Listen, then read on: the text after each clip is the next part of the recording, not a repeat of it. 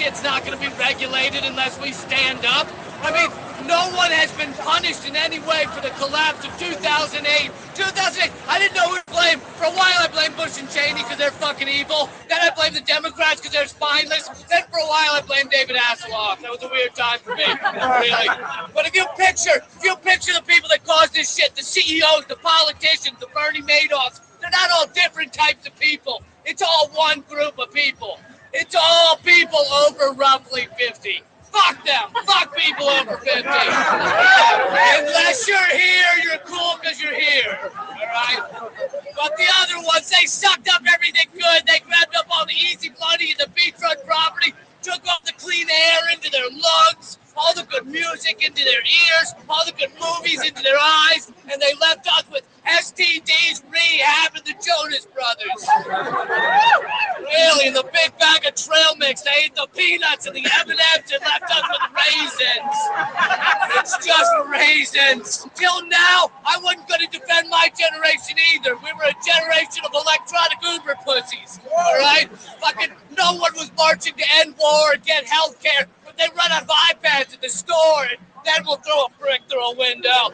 That'll get us angry. You know, they run out of tickets to Hangover 2 and people flip a police car. That's about it. But now it's different, you know. And what went on in London? If you watch the London riots, the media, they were like, oh, why? Well, it's fucking criminals. And look, when young, desperate people set fire to stores and steal shit, we rightly call them criminals and we want them arrested. But when corporations and millionaires steal the fucking loot the global economy, set homes on fire by way of foreclosure, cover their faces with shell companies, we call them titans of industry. The cops can't arrest everyone, right? They can't mace everyone. They can't take their daddy issues out on everyone. The more they arrest, the more show up. They're pouring water with gremlins. You know, we can fix this shit. We can clean up this mess. We got ShamWow. Have you seen that thing?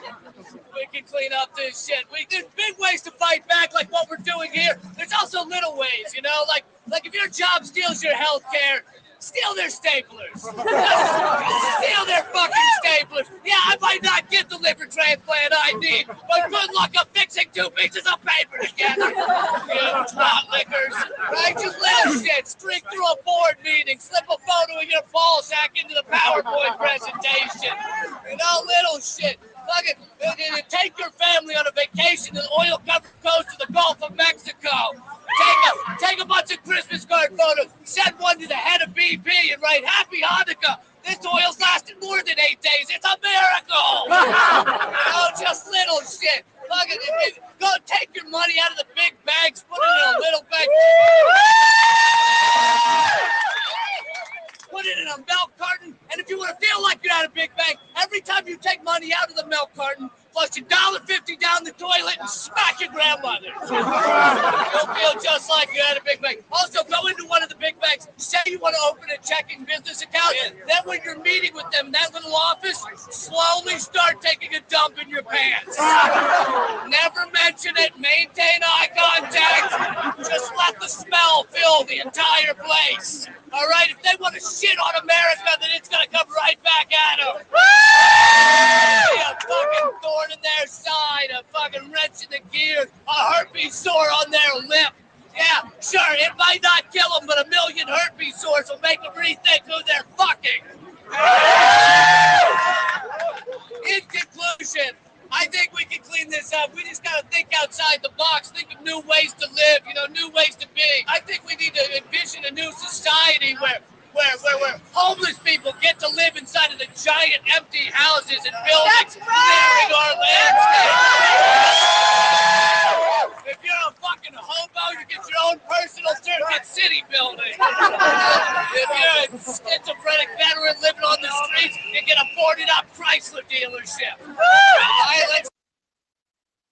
It's funny because, honestly, it's the truth of what we're dealing with. I just want people to stop lying.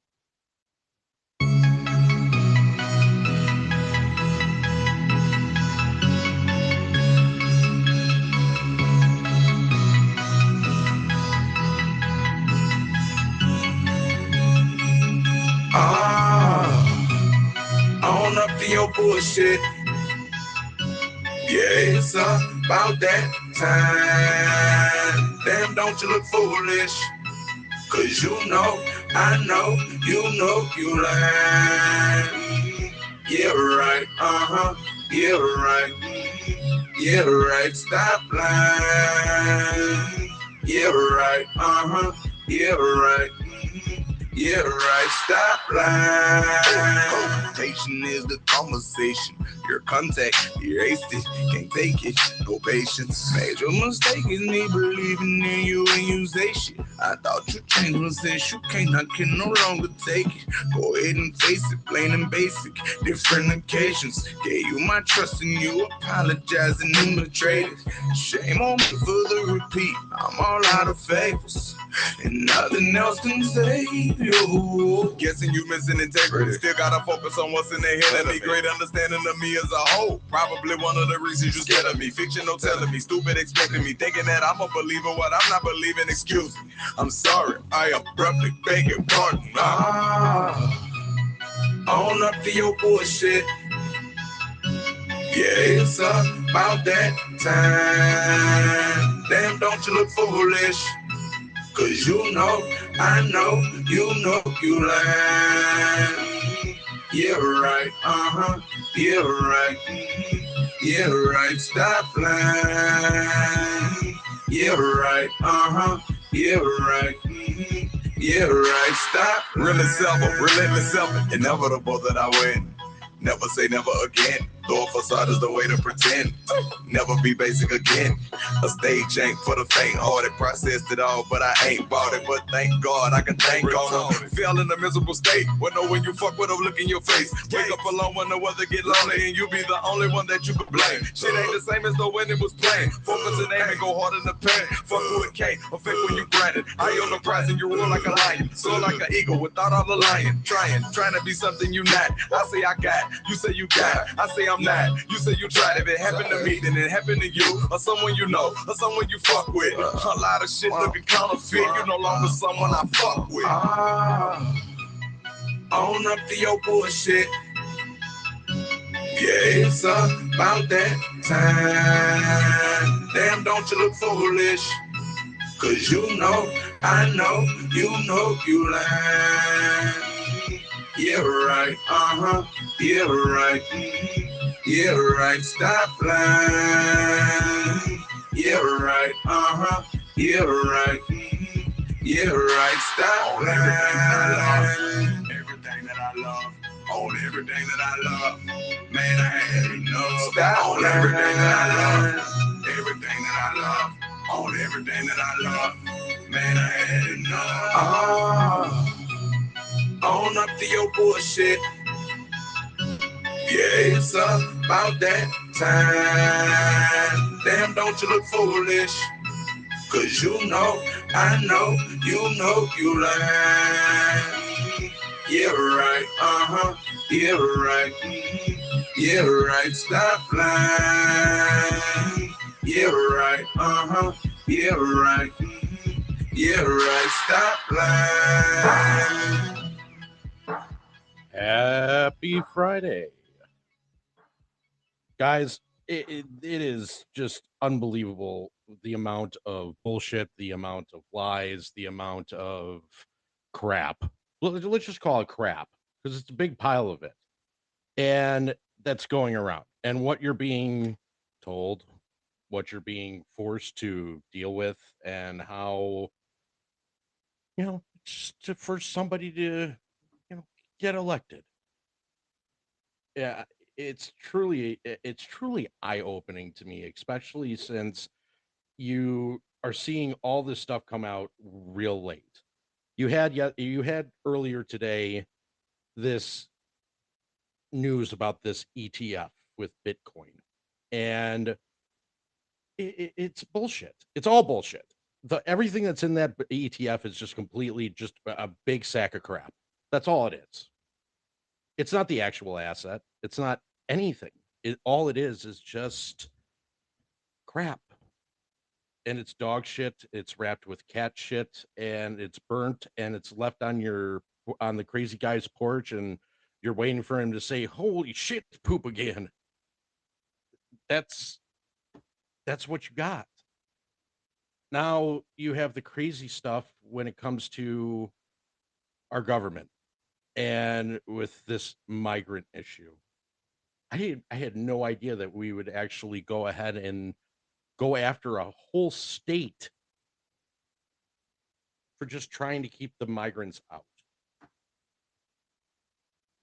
But going after the whole state of Texas, like that is just mind-boggling to me. But hey, this is the world we live in. So we got a good show.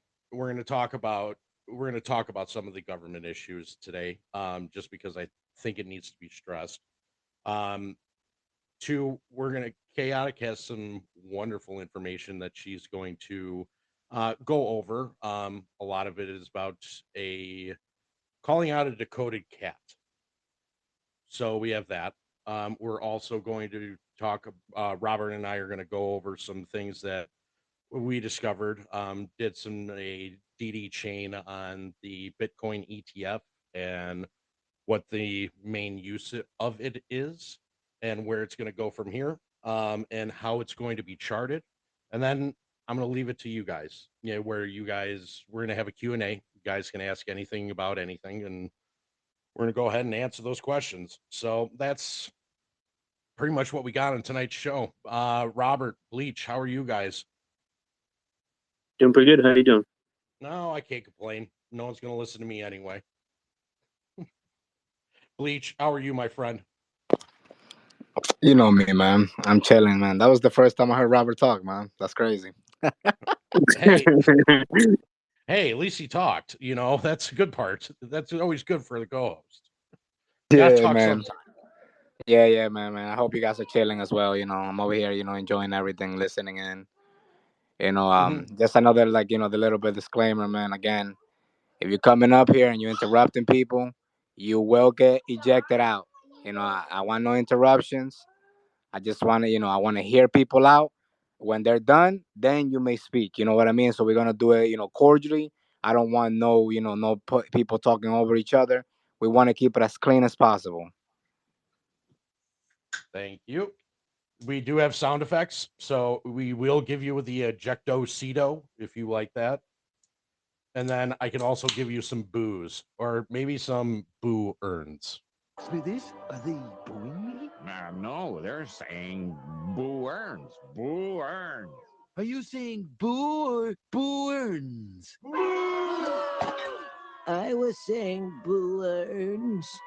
So you could get the boo earns tonight, which is also a good one. So, I mean, this is just a friendly conversation. Anybody that wants to come up during this time, you can, and just to kind of talk about the things that are frustrating you with the government.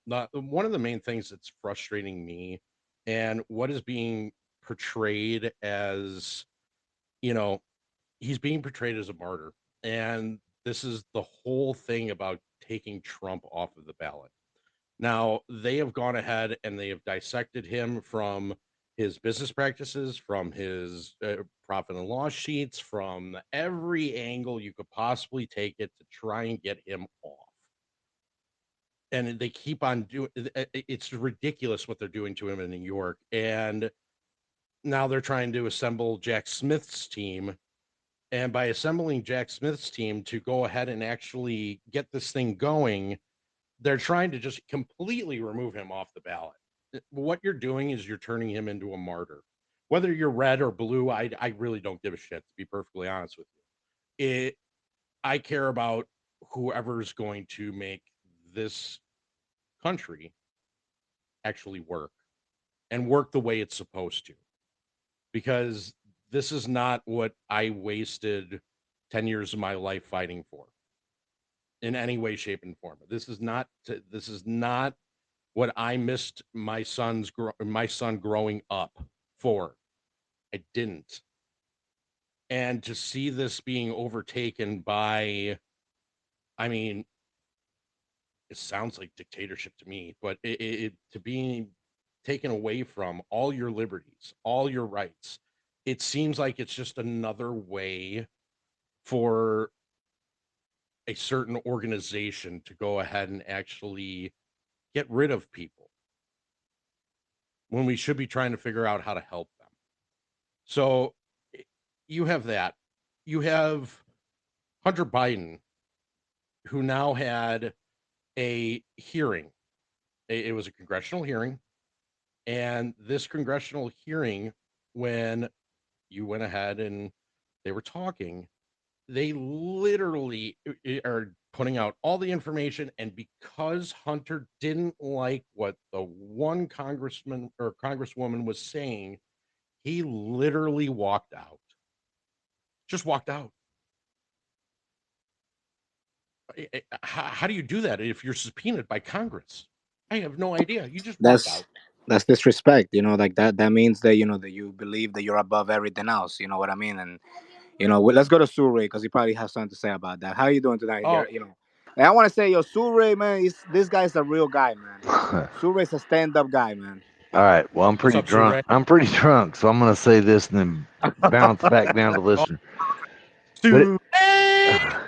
But you go from Bush, go to the first or second, doesn't matter.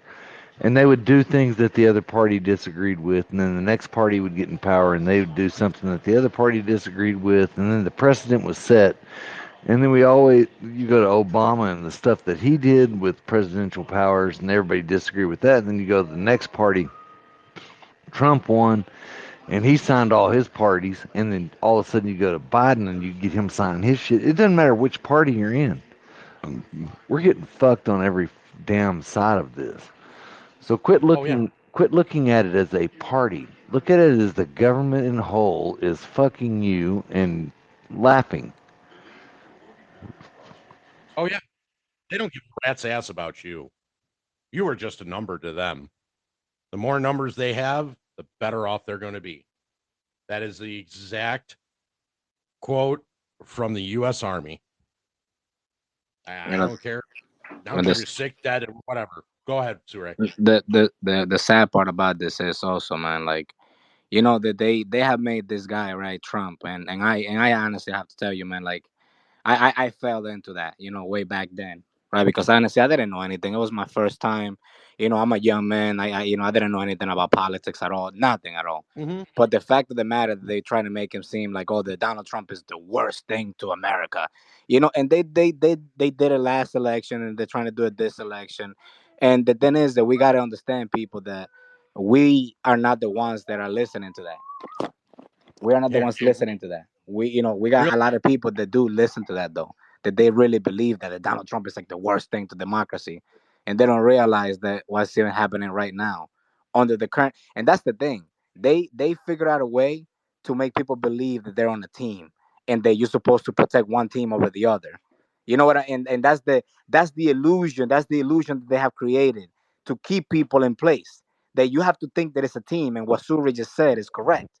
The day that people, lift the veil and look at the government as not red or blue, and they just look at them as one entity, that's when it's gonna be over for them. You know what I mean? But right now, they have the power to just get people to think like, oh, Democrats are my friend or Republicans are my friend, and none of them are their friends, and they're laughing straight to the bank. You know what I mean? They all laughing straight to the bank. Look at these people. Look at this guy that just beat the stock market. Well, by how much percentage? 300 something percent. He beat the S&P 500 by 300%. That's not stock trading, insider trading. And that's not even the worst part. Is that what did he vote for money? You know what I mean? What did he vote for money? That's the part that I get interested on. Is that what did he take? How much money did he take in bribe to vote for a certain legislation that he has stock in that also was going to benefit him through that avenue that he voted for, that is probably also harming us at the same time? Something that could be in our foods, something that can be on our medicine that we take. You see what I mean? Like when you start getting deep into that and you start thinking that what they're really doing, the government is really evil, it's really evil. It's deeper than money. They're doing things that it's just, and you know what? That's what I'm saying. Like, we got to talk to people. And one day when we talk to people, we got to look at it in a calm way, like that. Like, I'm not either no party. I'm just trying to tell you what's going on. Go ahead, Surrey. All right. If you believe, and just start with this, and then this, I don't want anybody to answer this. Just answer it in your own head. If you start off believing that we should have term limits, and you believe that we should have term limits, and you vote for the same person for their third term, then you're a hypocrite. Because you just voted over your party being the one that gets the third term, not you're against term limits. So the power is actually still in the voters' hands. But people got to wake up to what the fuck they're voting on and who they're voting for. If I believe in term limits, I don't vote for you a third time. You're done. I couldn't agree more. Couldn't agree more. So Hunter Biden is leaving the congressional hearing, and right outside the congressional hearing, you get it's very interesting. You got to really listen, but I'm going to play it just because I want you to really, really listen, and I'll replay it a couple of times just to make sure everybody can hear it. Quiet and let me make a statement, okay? Crack do you normally smoke, Mr. Biden? Let me please, I'll answer your question if you be quiet and let me make a statement, okay? What kind of crack do you normally smoke, Mr. Biden? Let me please, I'll answer. Did you hear that? Everybody, thumbs up. What kind of crack are you smoking, Mr. Biden? That is coming from the president's son. Tell me how sad that is. I mean, no offense. If you are going into, oh, well, we found Coke in the Oval Office. Yeah, I bet you did. If it looks like Coke, it probably is Coke. And there's probably one person that did it. The guy that has his face all over the internet, all over videos showing that he's doing this stuff. What's crazy to me is the amount of money that he has spent towards prostitutes. In 1 year, $387,000. That's enough of that could buy a house. And he spent that on prostitutes. And you're trying to tell me that this is the smartest man you know, Mr. Biden? President Ice Cream, you're telling me he is the smartest person you know. Can anybody tell me how sad that is? I mean, I would never in a million years would want that reflection to my dad. Ever in a million years. But this guy is just looking at him and saying, thank God you're the president. Everybody else is an idiot. It doesn't make sense at all. And it's not right in any stretch of the word. If you go on the other parts, how can the Federal Reserve keep on lying? This is exactly lining up like 2008. I don't know if anybody else was old enough for 2008, but I can tell you right now, this is lining up exactly to a T of 2008. Everything that they are doing is exactly the same. Don't worry about it. Everything's fine. No problem. You know, we're just going to throw this money into the stock market. Oh, we're just going to go ahead and we're going to invest money into the bond market. And don't worry, nothing's going to happen. But yet, every time that there's some sort of news that's supposed to come out in a particular day, they're going to go ahead and basically put it out there. They're going to go ahead and tell you that, oh, don't look at this, look at that. Don't look at that. Here, look at this. Oh, hey, don't look at that. We had bank earnings today. How many tweets? How much news coverage? Your local TV news. How many people actually talked about it? A big whopping fucking zero. Zero talked about it. So let me give you some stats. So Bank of America. Ooh, yeah, they got some problems. So you have Bank of America today net income fell 3.1 billion in the fourth quarter, down more than 50% from 7.1 billion a year ago. Citigroup, they have to fire 20,000 more people because it reports its worst quarter in 15 years. Bank reports 1.8 billion fourth quarter losses after taking a 4 billion in one-off charges. Suray, quick question. You work for a bank. One-off charges, what are they? Depends on what category they fall in. So which one-off charge are you talking about? Just go to the generic one, the most common. Well, I mean, the one that I always disagree with people on is the overdraft fee because they charge you $20. But if I overdraft a check because I write you a hot check, it's $30. So my bank makes less off of me than the person that doesn't get their money. So my bank covered my ass for $20, but it would cost me $30 if my check had bounced. So I don't understand some of the dynamics behind this. And I don't work for a bank. I'm on the board of banks. I know that. I was just saying, you know what I'm talking about. I'll just shut up now. But that's just a perfect example. Now you have that. Let's go. Besides, I mean, there's just so much. Let's go to the more pressing issue. Here's the Federal Reserve and talking about rate cuts. Now, you've heard me talk about this 100 times, but I'm going to do it one more. You can't cut rates. Can't.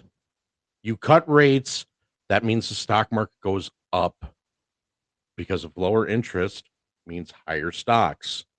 And it's the inverse of that on the opposite side. You can't have it. It's impossible. So now they're going ahead and trying to basically say that there's going to be a rate cut every single month starting in March. Well, have you combated inflation yet? Or do you want us to go into deflation?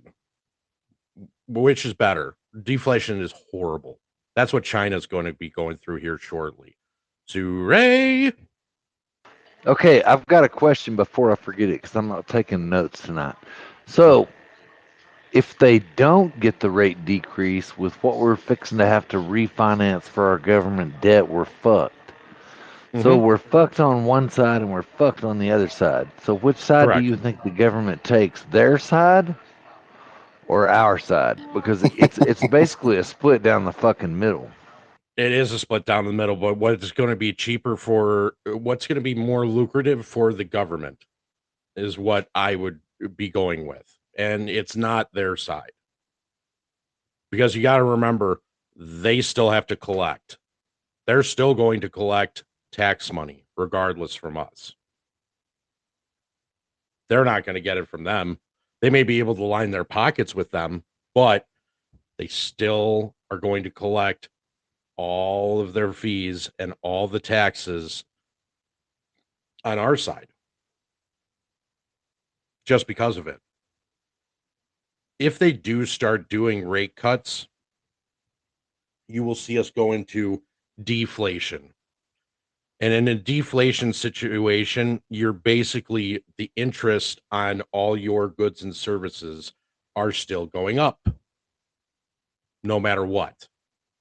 It'll actually get higher than what you're paying for right now. So I put this up above. This is the third slide from the right. This talks about how breaking down your CPI inflation, which is at 3.4%. It's total bullshit, just so you understand that. But if you look at the other 7 items that I listed on here, these are your basic necessities. And look at how much they are up.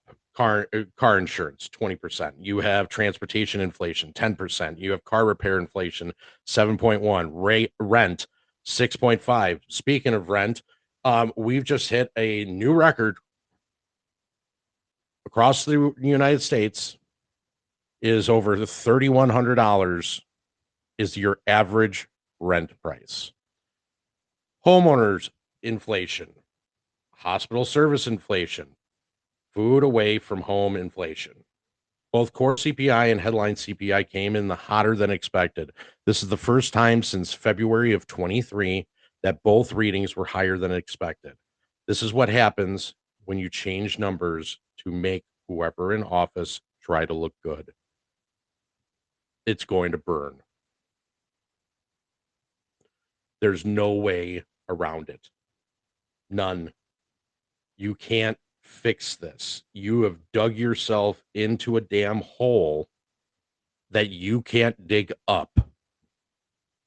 It's real hard to dig up. You can dig down, you can dig side to side, but you can't dig up because you came from up. So now you're leading into ships that are leaving for Gaza.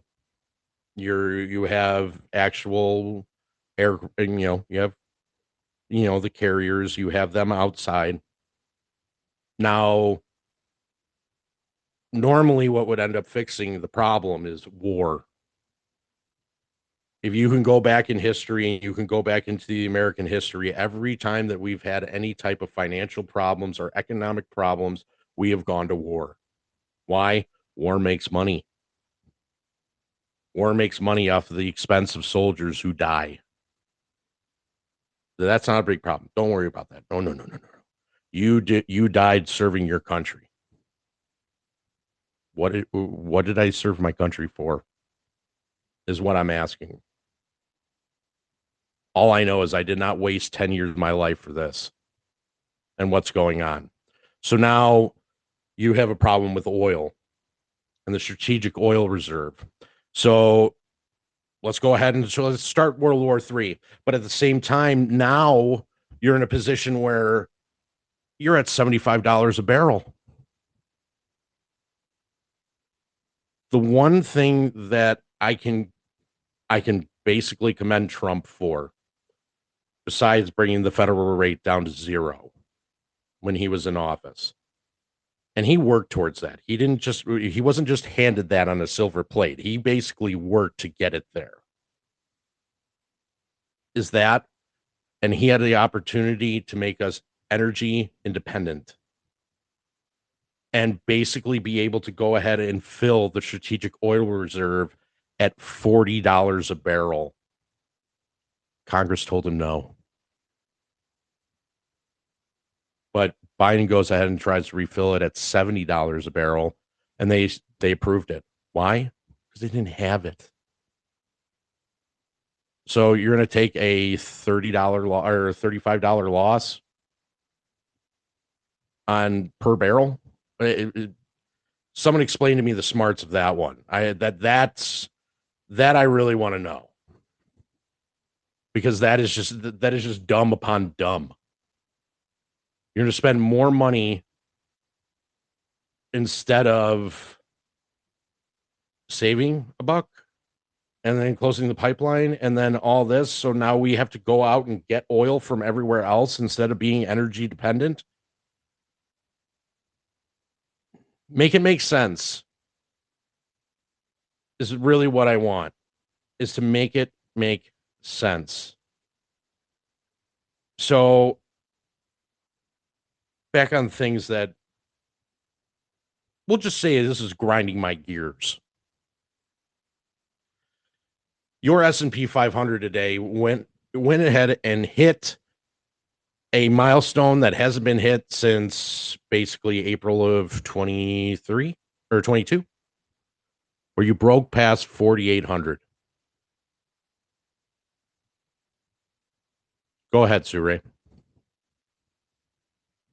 All right. Before you go off the last topic. Go ahead. So if it's $40 a barrel, then you save taxpayers money. But if it's $75 a barrel, you get to make money off of the lobbyists that come to make you make the deal.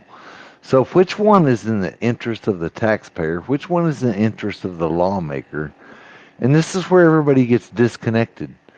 It's who's making the money off of what?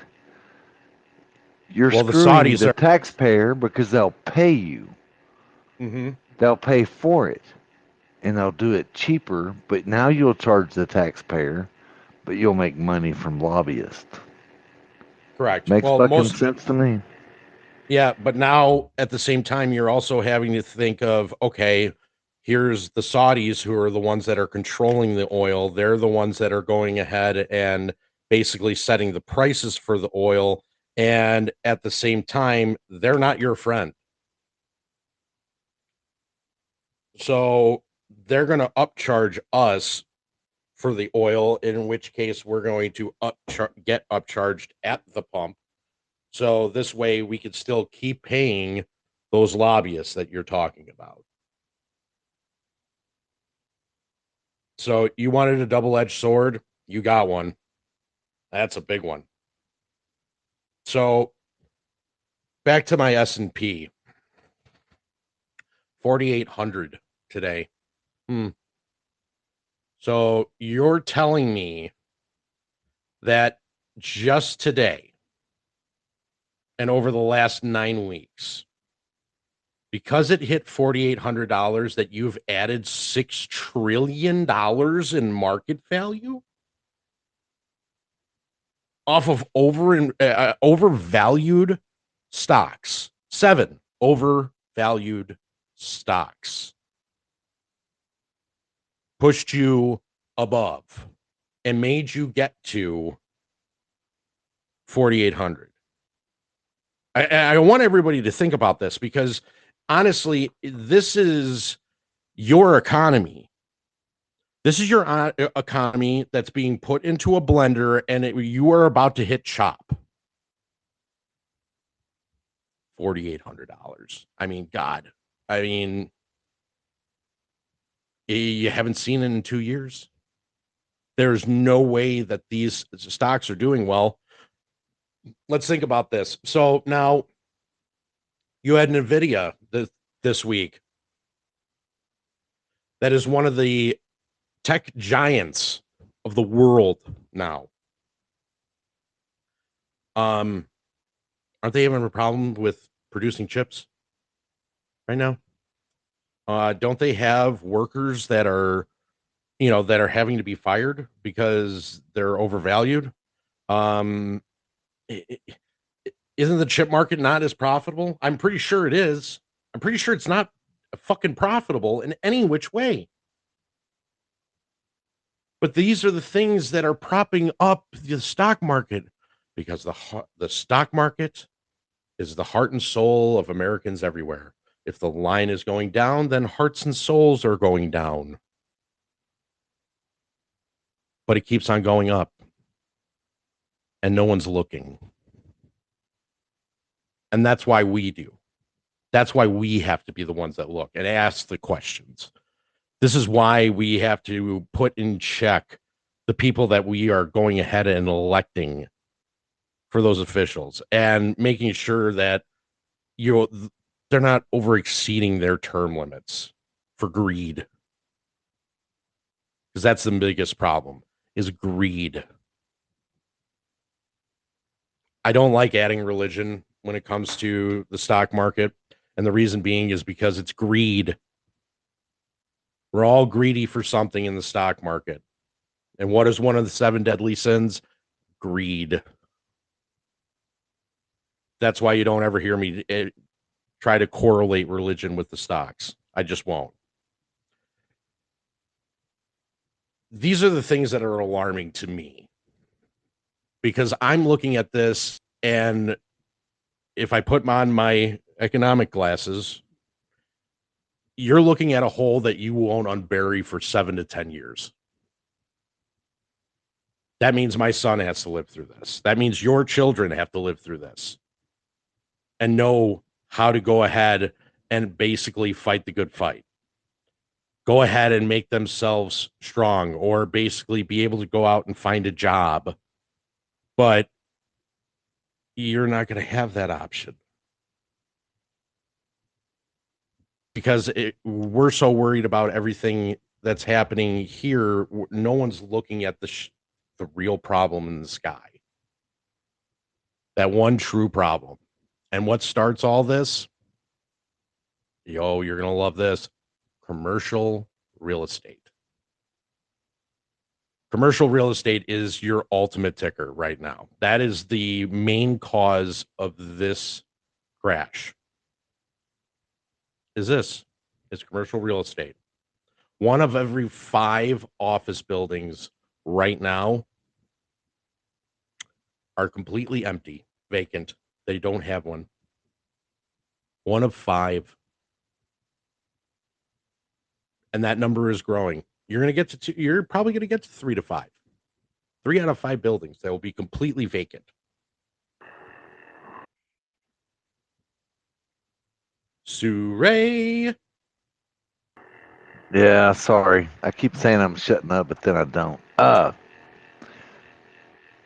Of the office space that we pay for, which is $19,000 a month, we use 25% of it. We have 3 years left on the lease. So it fits the scenario you're setting up. Yeah. I said this a year ago that Google was going ahead and asking its employees to go ahead and share desks. Now they're just cutting out space.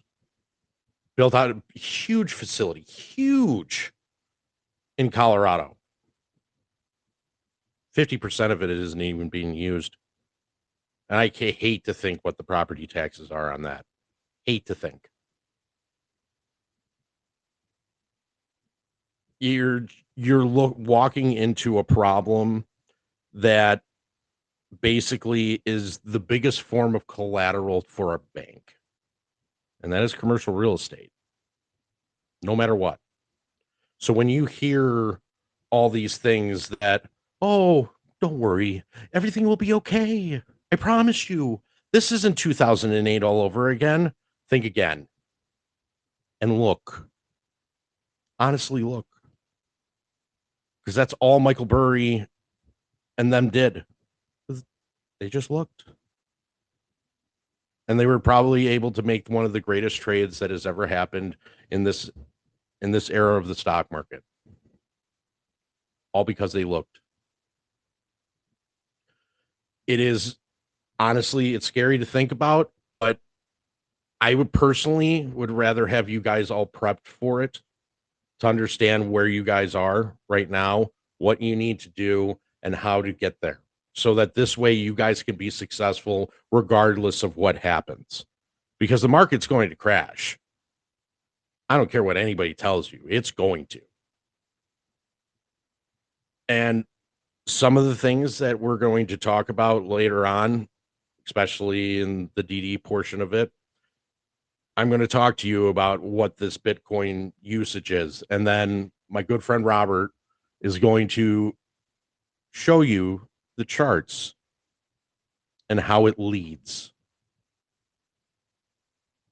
And he did give me one funny chart, which I can't wait to show all of you. So since Chaotic isn't here yet, Bleach, can you message Chaotic for me real quick? I'm going to go ahead and we're going to go into the Bitcoin DD right now. So Bitcoin ETF and its uses. It's very interesting. Well, where do I begin? This is so convoluted and crazy, but let me take you back first to June of 22. The DTCC made its changes to the DTC collateral haircut rule that was specifically designed for the meme basket of stocks. AMC is one of the main ones. The rules of this are as follows. $10 to $7.50, you have a 25% collateral haircut.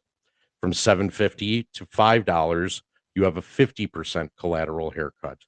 Anything below $5 is a 100% collateral haircut. If you get to $2.50, that is another 100% on top of that. That the people that are shorting your stock have to go ahead and actually come up with. So you mean to tell me that there's a new form of collateral has to be posted for a position of margin qualification? It sure does. So the DTCC decided to go ahead and file this. And so Unknown caller. Sorry about that. So with that being said, they go ahead and they redo the numbers and everything else and brings it back up to May of 2023, where they're defining the chart and more so defining the actual numbers of where everything lies. So on our favorite ticker, AMC was pushed down on Wednesday. It was pushed down below $5. Well, below $5 equals out to 100% collateral haircut. But the reason why they're pushing it is not because of that. Oh, no. They're doing it because it's panic. They're trying to push us into what is called panic selling. Because it's below $5, they want to make sure that everybody is so scared that it's going to continue to go lower that they are going to go ahead and you're going to see a bunch of tweets about it. So Goldman Sachs says that market pullbacks is an opportunity to buy stocks. Are you buying the dip? Or you have one of our shills. No one asked who paid for Adam Aarons' expenses during doing meet and greets to convince retail to vote yes on the reverse split. You think that fraud paid for his own expenses? I'm thinking Hedgies forced him to do it, to be honest. AMC seems like it's going under a hostile takeover right now, in my opinion. Now, we all know this is bullshit and that it's fun, and that's fine. But you're probably saying, okay, well, security, you're talking about, the collateral haircut, but you also have told us the banks have no money. The prime brokers have no shares. We keep buying everything. How do they pay for the collateral haircut? How do they pay for those swaps? Well, it's very interesting. And the answer, the Bitcoin ETF. As we discussed in the last space, we discussed how the ETF are comprised of. And that is next to nothing of the actual asset. So when you have Bitcoin, here's the ETF. You have a couple of Bitcoins in there, let's just say 5, just because. The rest of it is filled with likewise assets to make up that ETF. So you watched Bitcoin after they announced it yesterday literally jump to $49,000. So it jumps up to $49,000, and now they have the collateral. The collateral haircut was due today. So where do you think that thing fell? Well, so far it has fallen all the way to $42,240. Think about that. $42,000 is what that thing fell down to. Now, the interesting part about it is that, okay, so they're using Bitcoin, the ETF, the new one, for the collateral haircut. Okay, so now they're taking money out of this. What's propping up that ETF that's keeping it up in that $40,000 region? Ethereum. If you look at the charts between Ethereum, Bitcoin, and the SPY today, each one of them at market open went up and then came right plunging back down just to go ahead and meet their margin requirements for that collateral haircut. Then the most interesting thing happened is Gary Gensler goes on CNBC today to go ahead and talk about the approval of the Bitcoin ETF.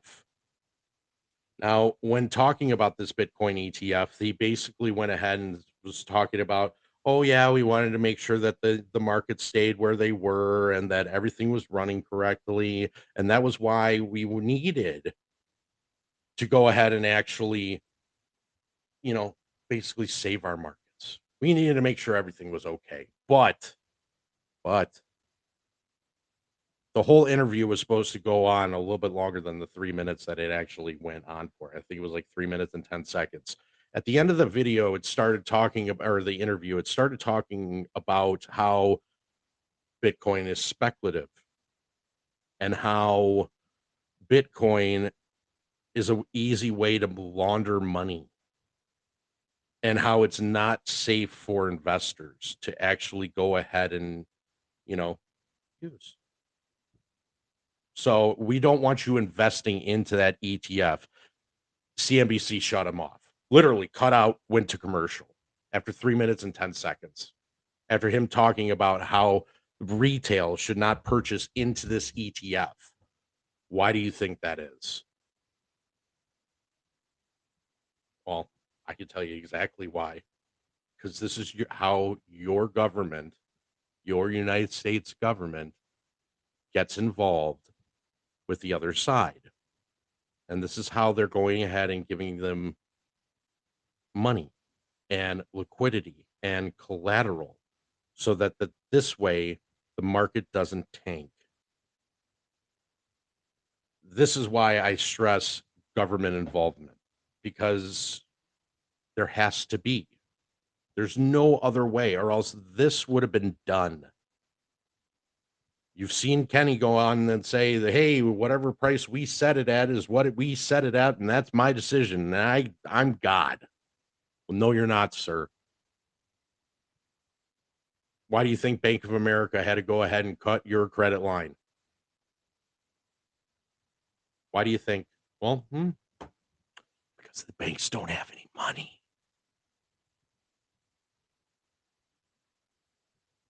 You are bleeding them dry, and it is the most wonderful thing that I could possibly have ever asked for, is for retail to absolutely stand strong and do what we're doing. This is the first time in history that we haven't wielded to them, where we've been told, hey, you know what? Hey, I know you guys are invested in this, but maybe you should jump over to this thing. Here, look at this thing rip. Oh, go. No, you stuck to your guns and you've stayed strong. Rob, if you can go ahead and show the charts, because I want people to actually see how these charts are actually working. Okay. You want to put it on the comment section? Yeah. Go ahead, and then I will put them up. Put them up. I think you can put them up. Nope. If you go ahead and put them in the comment section, just go ahead and write, all the way to the right with the line and the arrow going up, and then just go ahead and put it into the space.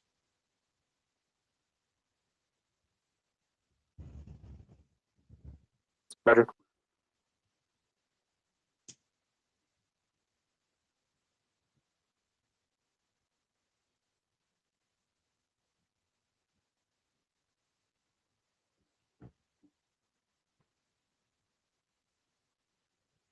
It won't let me access the comment section of this chat. Oh, well, that's just some more shit. I'm hitting it repeatedly. It's not working. Did you put it in there? Nope. Okay. Well.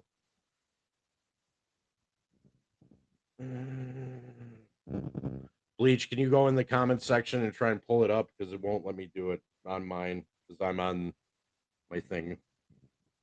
What? I'm on my, what's it called? the blue stacks. It won't let me go into the comment section. So if you can go in there and pull them up and put them in the Jumbotron, his charts. Okay. I think I have a workaround. I'm gonna repost this and then attach it to the bottom. That works. Sorry, we're having technical difficulties.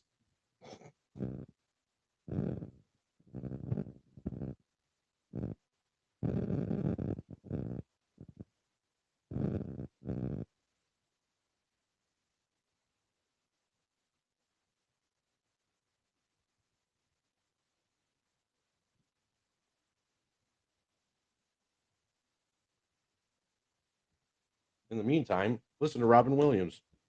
I talk to them about being like a group of junkies who've relapsed, going, listen, man, I just need some liquidity, you know what I'm saying? I just ran into some bad subprime, you know? We just had complex formulas. We just didn't factor in greed and panic, you know? I just need $805 billion by Tuesday. Yeah, no, seriously. No, I would not screw you again. It's pretty crazy. I've learned my lesson. No, baby, this is not like the other time. No, seriously. I just try to throw me a bad here, baby. Just give me, help me out. Just give me a little bit. Yeah, just a taste. That's all I need is a taste. I need $2.5 trillion. I'll pay you back.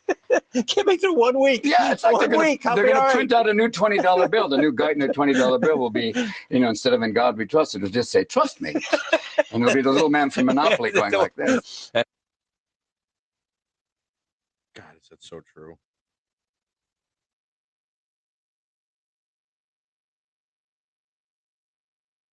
You got it, Robert? The problem with that is that you got to post it and then you got to repost it on the top. That's the thing in order to do that.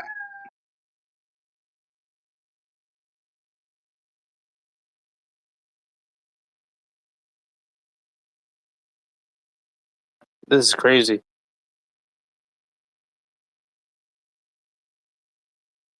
Yeah, so you will have to make like a post with all of them included in order for you not to make a post for each one. Yeah, I did. I got to make a post for each one of them. Sorry about that. Damn, all right.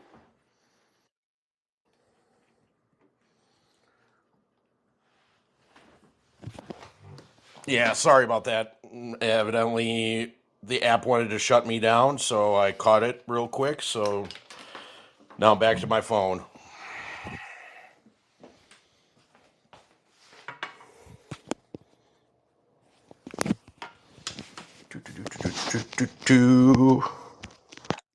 I could tell that they don't like us at all. Oh no, they didn't like that. I'm sure they didn't like me saying anything about that Bitcoin ETF in any which way.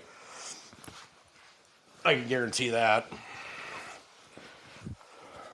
Well, when there's a will, there's a way. Oh, there sure is. But please just look at the signals. I mean, the signs are everywhere. That is 110% exactly what they're doing with that money. There's no other way. And especially when you guys see the charts and how, I mean, just pull up Ed's charts. I mean, you could see the massive downfall of Bitcoin today. It was, I mean, $7,000, $8,000 is a lot of money to lose in one day.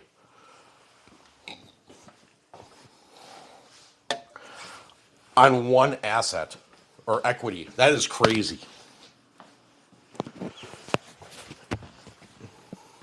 And there literally is no, I don't know. I don't know. It's honestly, it's a hodgepodge of just literal crap. And they're going to do this again because at the same time when everything started to fall today, here's Larry Fink that comes out and says, oh, we should do an ETF on Ethereum. And then all of a sudden you see all three of them start to fall. Why? Why all of a sudden? It doesn't make any other sense. So. All right, I did my part. All right. I shared it.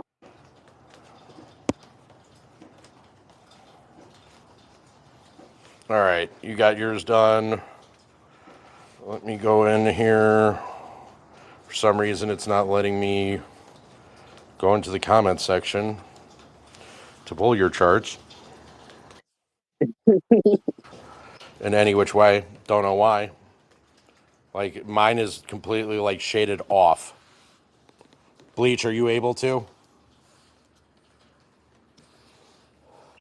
Hey, someone call Elon real quick. Yeah, Elon.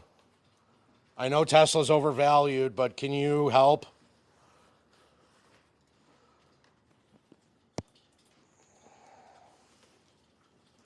Yeah, Bleach, you there? Yeah, I am, but like I said, like since they're all individual, it's very hard to do it. It has to be something that gets all of them together into Oh, one. you're gonna have Because if to not, you're gonna have just to do make. it piece by piece and just post it up above. It's no big deal. You're not gonna get them all into one.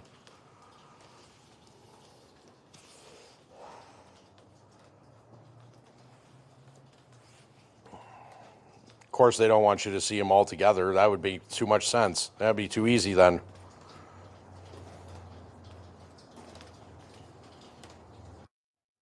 If it helps any, I can direct message you Yeah, real quick. direct message me. That's fine. But you, like I said, you still have to do them individually.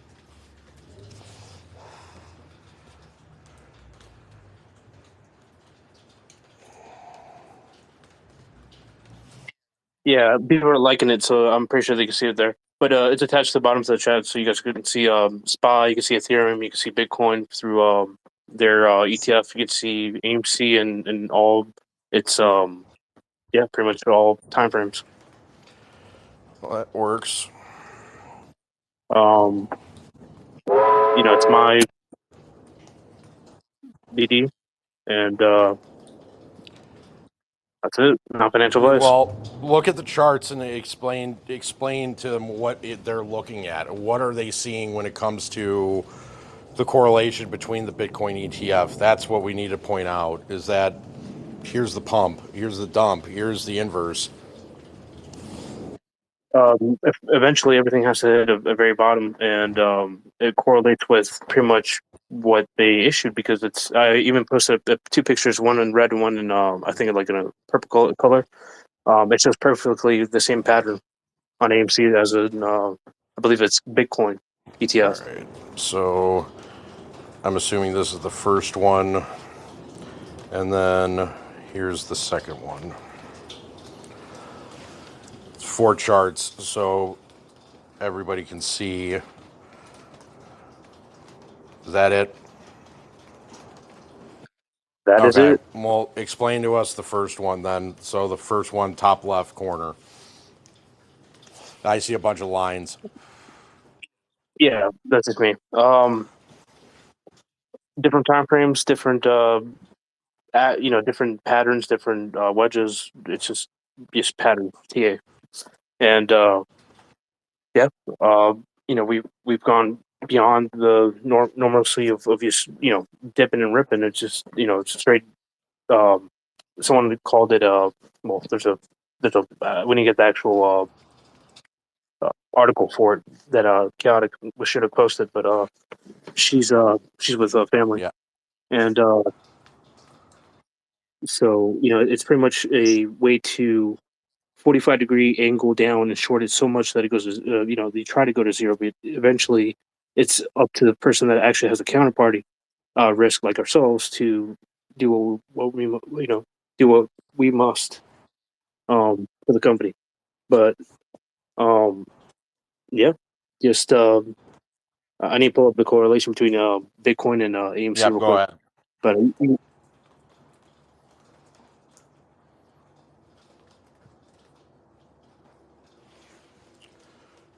While he's doing that, Instigator, how are you?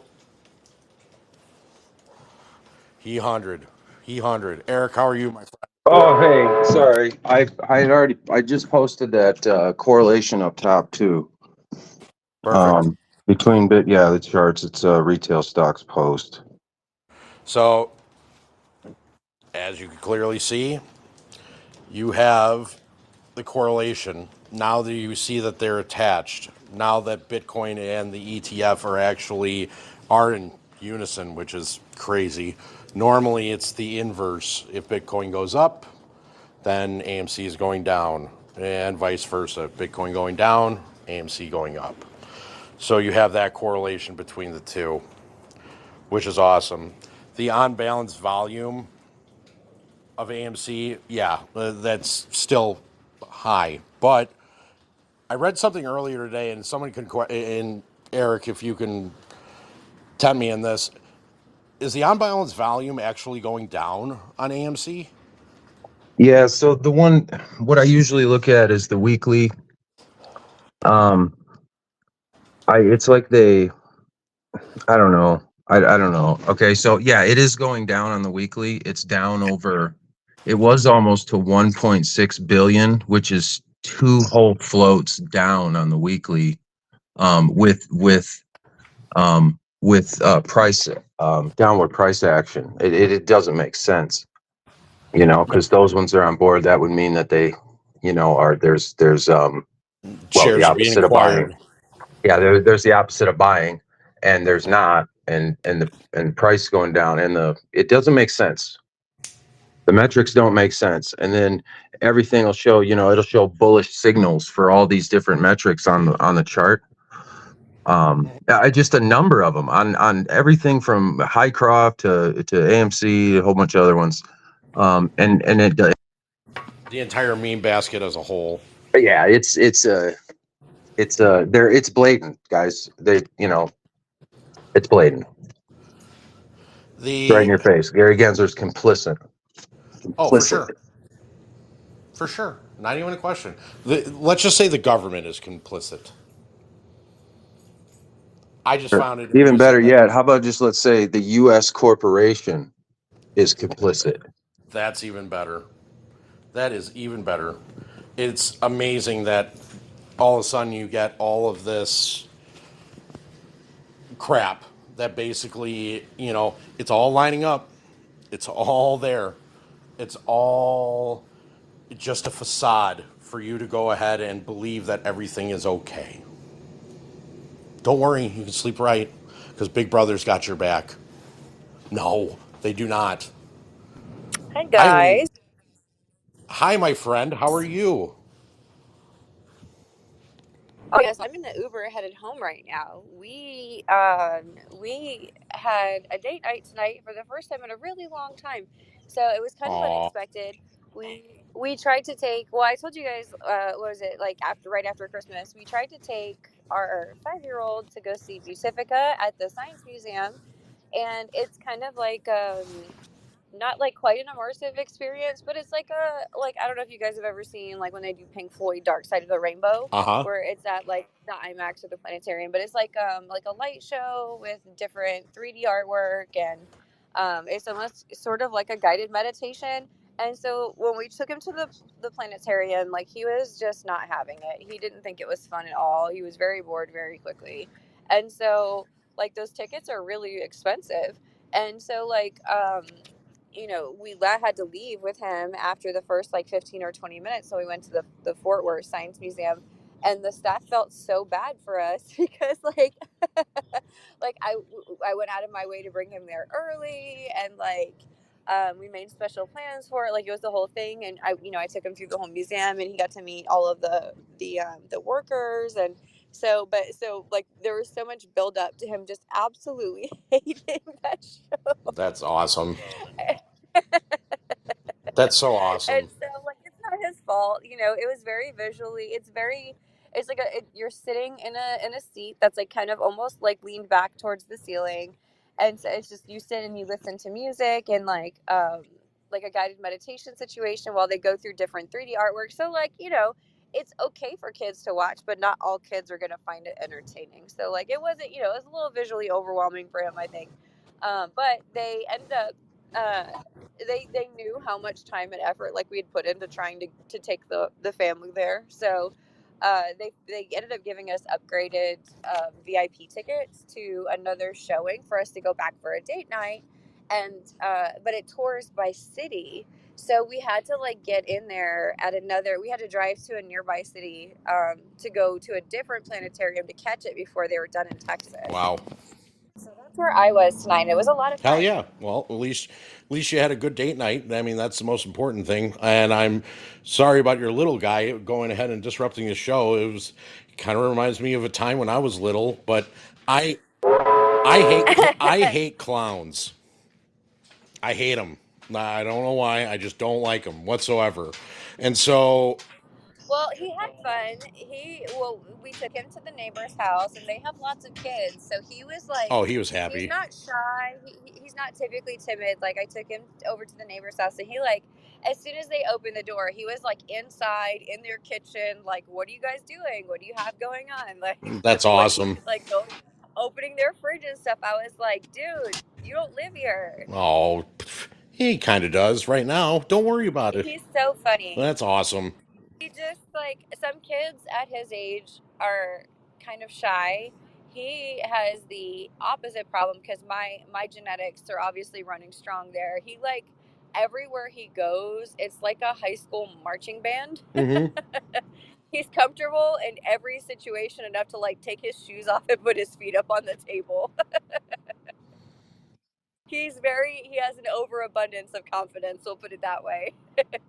Yeah, that's awesome. I was what I was talking about was I hate clowns. So there's a fair that was in the town that my mom used to have to go to. It's called Northbrook Days, and so it's like a huge carnival. They had a clown. They had like clowns everywhere. So like I said, I hated clowns. So all of a sudden, one of the clowns walks up to my dad, my sister, and I, and I'm like 4, and the clown goes, "Hi, little boy. How are you?" I punched this thing in the nose, and I literally ran to the petting zoo part, and I literally hid in the corner of the petting zoo. And Oh my god. I'm sitting there like I absolutely scared shitless. And You punched a oh yeah, I clown. punched that clown. That clown came Oh out my like it. god. Yeah, I was scared shitless. So I don't blame you. I don't blame so you. anywho, my dad, my sister, and go to my mom and like can't find me whatsoever because I'm literally in the corner in this petting zoo and no one can see me besides anybody that's looking behind. So all of a sudden, my mom comes over, she sees me and she starts walking me out. She's like, "What happened? Why did you run away?" And I was like, "Clown, clown, the clown was mean." All of a sudden, my dad and my sister come over to us, and that same clown walked over and said, "You need to apologize." And I punched him again, and I ran Oh my all the way god. to the As car if and it locked wasn't my. bad enough the first time. Yeah, no, comes back and says, "You need to apologize." I punched him again and ran to the car. You need to fire that Oh clown. yeah, That's not funny. whatever. I don't care. I just don't like clowns. Clowns suck. But anywho, the one question I did want to ask, this was basically kind of off of our last thing that we were talking about before the Bitcoin ETF. This whole thing, migrant issue and the state of Texas. And now you have, I believe, it's not the DOJ, is it? Yeah, it might be, but they're trying to go after the state of Texas to open up the borders again. Well, so basically what happened was the Texas National Guard Mm-hmm. has taken control of all the areas along the southern border and have blocked off access to the federal border patrol agents. And so but there's been all kinds of videos and issues with like the federal border patrol agents like letting people in and areas that aren't checkpoints and other stuff like that. I mean, there's been videos posted of it, so it's not like I'm not getting this from watching TV or anything. Like, there's people who live in the area that are really upset about stuff like this, and they have been recording it to prove that it's actually happening. Mm-hmm. And so there's a lot of stuff going on to where like the federal border patrol agents haven't been properly doing their job, and so Texas National Guard and the Texas Rangers Mm-hmm. are usually part of the situation too along the border. They basically have told the federal border patrol agents to leave. They said like we're just going to take over. You're not doing your job. We're just going to do it for you. Like everybody out. it's going to turn into a thing because there are some people that like really are adamant that the federal government should be the only ones doing that. But like, I don't understand if Texas is willing to spend their own money and resources, their own border patrol. Like, why would anyone want to discourage that? That's, you know, the same people that are complaining that the state of Texas needs to let the federal government back into those points to do their jobs, like, are also the same people that are constantly screaming to like start slashing the federal defense budget. I mean, it's kind of one or the other. Either Texas can spend money out of state resources to defend the border, and then it doesn't have to be anyone else's problem, or like, so I mean, the federal border patrol agents need to actually do their job, because we're wasting a lot of money, federal taxpayer money, on services for defense purposes that aren't effective. And I feel like there is a lot of bloat and a lot of waste in with the defense budget, especially like we see the Pentagon losing trillions of dollars that aren't accounted for just due to like basic accounting errors. So I think it's time to start like maybe taking some of those responsibilities away from the federal government if they can't handle them properly, because you have people who live in Texas that like work for Border Patrol, the National Guard. Like they're more invested in making sure their communities are protected. So it's a little bit different. But I feel like I mean, if the states want to spend their own money and their own resources defending the border, just let them. Might as well. I mean, I think if you're not, you shouldn't just be letting these guys in, especially with them being armed. I mean, I've seen videos where you've seen them with like AKs and all that stuff, and yeah. Well, that's the part of the problem is like some of these people are cartel members. The cartel have been kind of coming in and out, unfortunately, with the cooperation of like the ATF. Operation Fast and Furious was our own federal acronym agencies working with cartels in Mexico and giving them secondhand military arms and ammunition and equipment to kind of roll around and do their thing. That was like under the Obama administration. But I mean, since then, some of these cartels have accumulated a lot of wealth and a lot of resources as well, and they've been kind of playing capture the flag across the desert with these small towns, and unfortunately like murdering whole towns of people, and it's just leaving them in the desert and moving on. Or otherwise it like they roll in and basically say like, this whole town is ours now, you work for us, or we're just going to murder everybody. And it's unfortunate, but they're turning up with like old school, like prior gen US military equipment. They know this because of the serial numbers on them. But and obviously it came out after the fact. Like, you can go look up Operation Fast and Furious and like see exactly what happened. It was a huge controversy, because that's not really something we really should have done. No. And there are civilians that are paying the price for that bad decision, and it's not fair, because basically it's our federal government arming dangerous, violent groups of people and giving them weapons and giving them the ability to terrorize civilians when they otherwise would not have had the ability to do that, at least not on that level. So you have to be careful. The cartels that have paid off different border patrol resources. I mean, the cartels pay off a lot of people, and that's been part of the problem since the very beginning. Not everybody along the border has everyone's best interest in mind, and that's not just like federal agents, although that's part of it. But I mean, they will pay off anybody that's willing to take money to let them in and out. So it's not like any exclusive to any particular anything. But the other thing that there's been videos of too is like some people around the world have figured out that like if you run fast enough through certain areas of the southern border, you can just kind of get in and nobody's chasing you. So there's been buses of like Chinese nationals that have been recorded like going in through these same checkpoints, like with just normal migrants that have walked from all the way in Central and South America.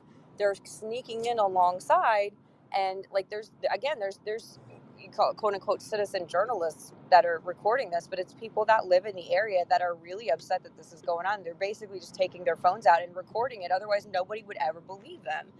And it's a national security issue, because like it's not that there's necessarily a problem with people from other countries coming in through those checkpoints to get to start the immigration process, it's that like most of what the media is telling people that these people they're poor and they're running from cartels, they're running from gangs, they're coming up from South America and Central America, and for a lot of that, there is a lot of truth to that, but where this news has been broadcast everywhere, you have people who've come from other places. They have a clip that I saw the other day myself, like a father and his son came from South Africa, and South Africa is having its own issues with civil unrest and like genocide type things happening right now too. South Africa is kind of out of control, so it's not unusual or like not. I mean, if somebody's escaping genocide, then that's you know what I mean. That's okay, but like, explain the bus of Chinese nationals who paid for them to all come here. Like, you have to fly over to get to Mexico to walk up through that border, and like South Africa makes more sense than China. You know what I mean? Like, we have to be super careful who we're just allowing to have automatic refugee status, because are we background checking people thoroughly and making sure, No, like, do we have the ability to do that, especially no. like if folks are coming from an area that doesn't actually keep records, like you go out to some of these very rural areas and some of them may not keep actual complete records on people. So how are you going to background check them? How can you even are all of these systems electronic? Probably not. There are some very rural areas in Central and South America that don't have access to like a centralized record keeping system. So like, how are you even able to like find these people to know that they have that you're matching it up to an actual, like, you know what I mean? Like, Yeah. to think about it, when you do a background check for work, they match your name to your place, your date of birth, your social security number. And like, when you're talking about people coming in from other countries where they don't have a social security number, you got to rely on that date of birth being accurate, place of birth, like all of these things. If their hometown isn't connected to any kind of centralized record keeping system, how do you even know that you're matching it to the correct person just because results come back? It could be anybody. Have you seen the movie Benchwarmers? Chaotic. The one that has Napoleon Dynamite Yeah. in it? Yeah, I love that Okay, movie. What does that have to do with it? so when they paid Carlos he was like old, but like, Oh my yeah, and then god, he's the just like, and 25-year-old he's that they like, told everyone was 9 years old. hold on, Yeah. here's the 5. I am 9. Don't worry, it's just our ringer. How old is that guy? He's got a beard. Yeah, Carlos was Dominican Yeah, too. I know, but that's the funny part about it, is that like he was like 25, 30. It doesn't matter. I mean, here you go. I'm 9. Somebody was actually complaining about that the other day. They had to I think it was in New York, where they had some issues where they were trying to. There were certain folks that had come over that had already started the naturalization process, but like they came from an area that they hadn't passed like grade school properly, right?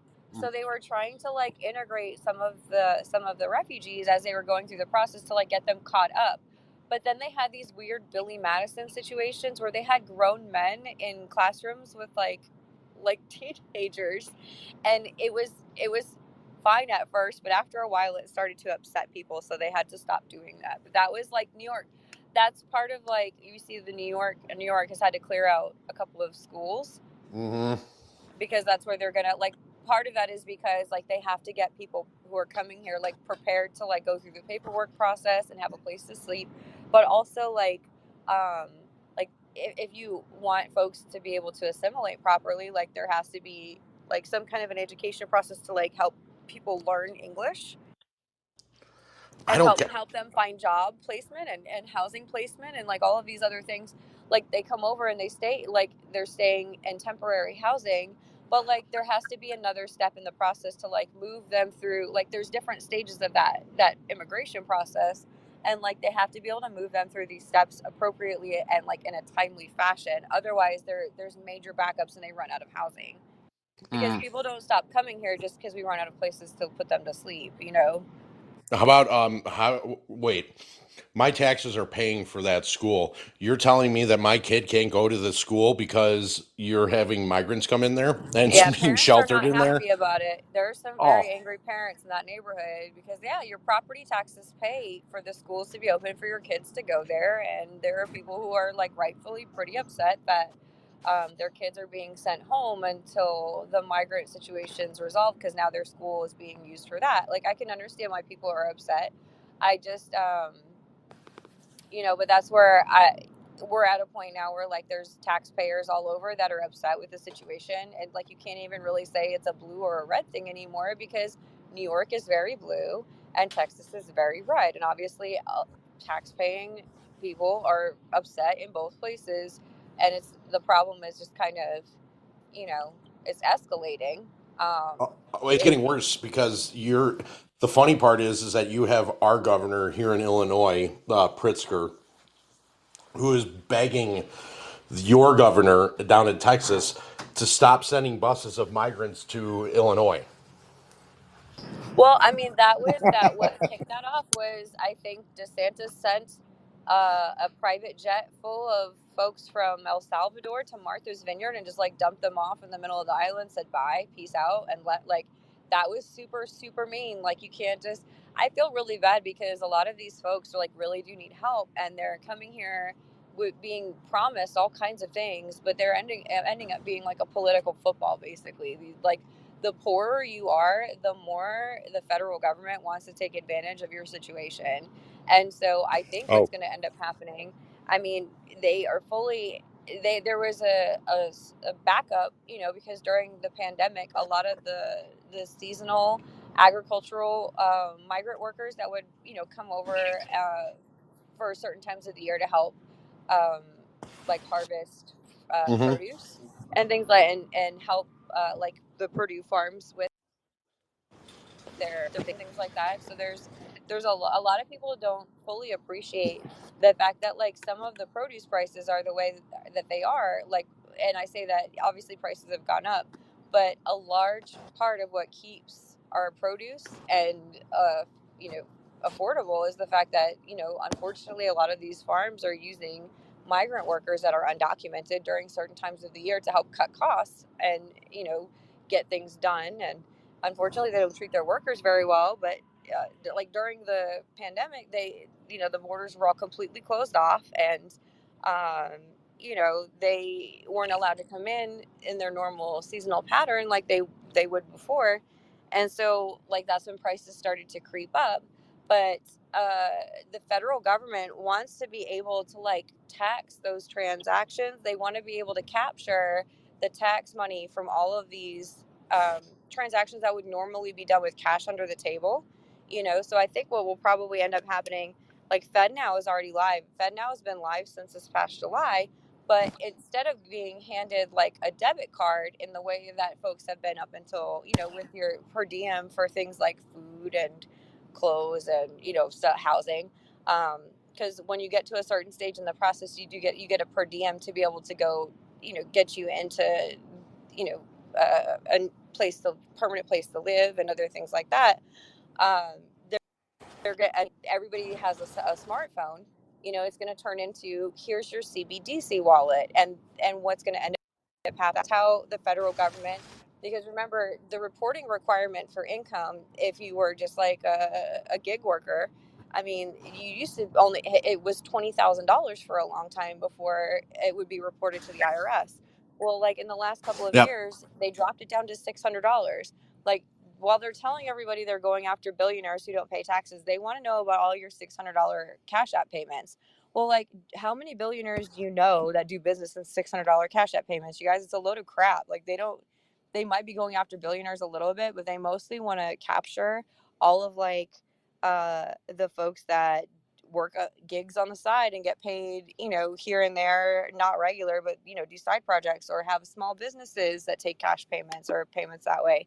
Or the other one that they don't like is food service where they don't claim their tips. Giving people a CBDC wallet with a universal basic income means that you are capturing, tracking, and taxing all the transactions that could have been done with cash, and that's all they really want to do with that.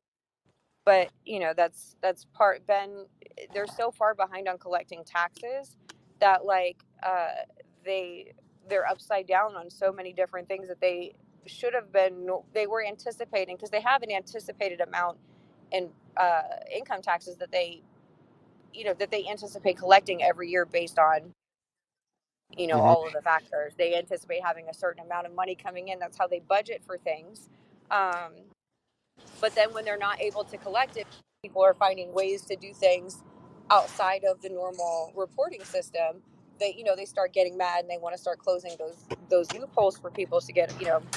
That's why they're after everybody's $600 cash app payments. But unfortunately, like, that problem is such a monument of a task for paperwork wise for the IRS, and the IRS is already so far behind what they would already be doing. Like, try and get a refund out on time. Good luck. Like, every year they get further and further behind, and they like to blame paperwork problems.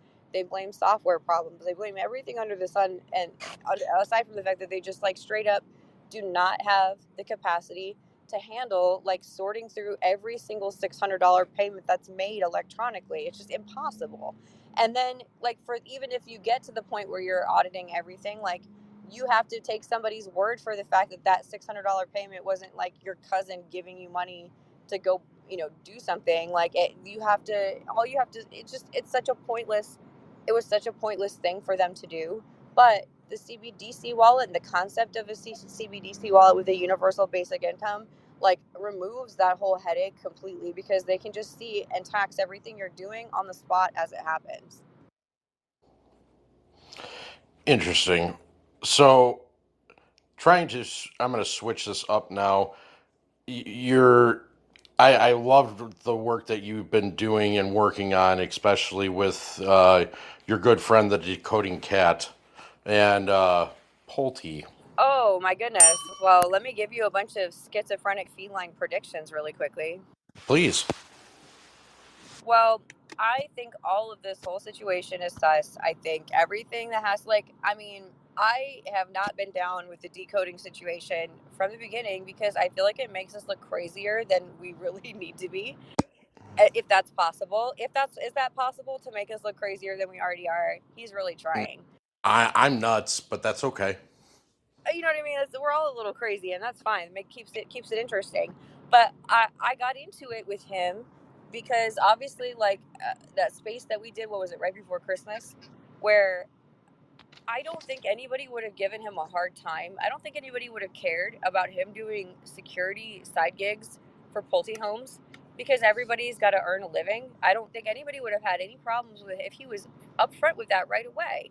Like, right away, be like, hey, this is my opinion on the situation, but like, full disclosure, like, I work side gigs for Pulte homes. Like, I don't think anybody would have been mad at him. But the fact that, like, I feel like people, not just me, but I feel like a lot of folks feel like a little bit misled, because it wasn't until like we pressed him on his like really strange behavior and like reluctance to even say anything that even remotely resembled criticism about Bill or the company or like anything. It was just very, very out of place for the whole feel of the conversation. And not that we can't have differing opinions, but when somebody is like really, really out of place in like the way that they talk about a certain subject, it kind of makes you wonder if there's maybe some conflict of interest or maybe some bias there. And there was, like, he obviously is not going to say anything bad about Bill or about Pulte homes, because he needs that side work, and that's okay.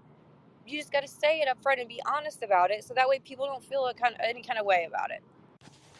But what I do have a problem with, and what I found out today, is that Kais Malej has this whole situation worked out. Like, we had CN pop up, and we've got to clip the audio from that same space where Checkmate said that he was getting paid by Pulte Homes. CN came up and said, hey, everybody, I don't normally talk in the spaces with you guys, but I wanted to come across the line here into this other community and let you guys know what's really going on with Pulte. And it's that he is trying to use Kais and use PB and use Salvatore to like herd former Bed Bath & Beyond, GameStop investors into Pulte homes, like, and kind of backdoor give him a way to like get himself voted onto the board of pulte homes, and they don't want him doing that. Like it's very obvious the way that they've distanced themselves from his online behavior makes it very clear that that is why they don't want him on the board. He's very temperamental. He's doing stupid things on the internet that are going to get him sued for securities fraud, get him in trouble for securities fraud, get him sued, because you can't just have Kais Malej running around forcing people to sign a contract saying we're giving you a share of Pulte Homes and you're technically the owner, but you're surrendering all voting rights as a shareholder to Kais Malej for 20 years. Like, come on. Where's the SEC for that?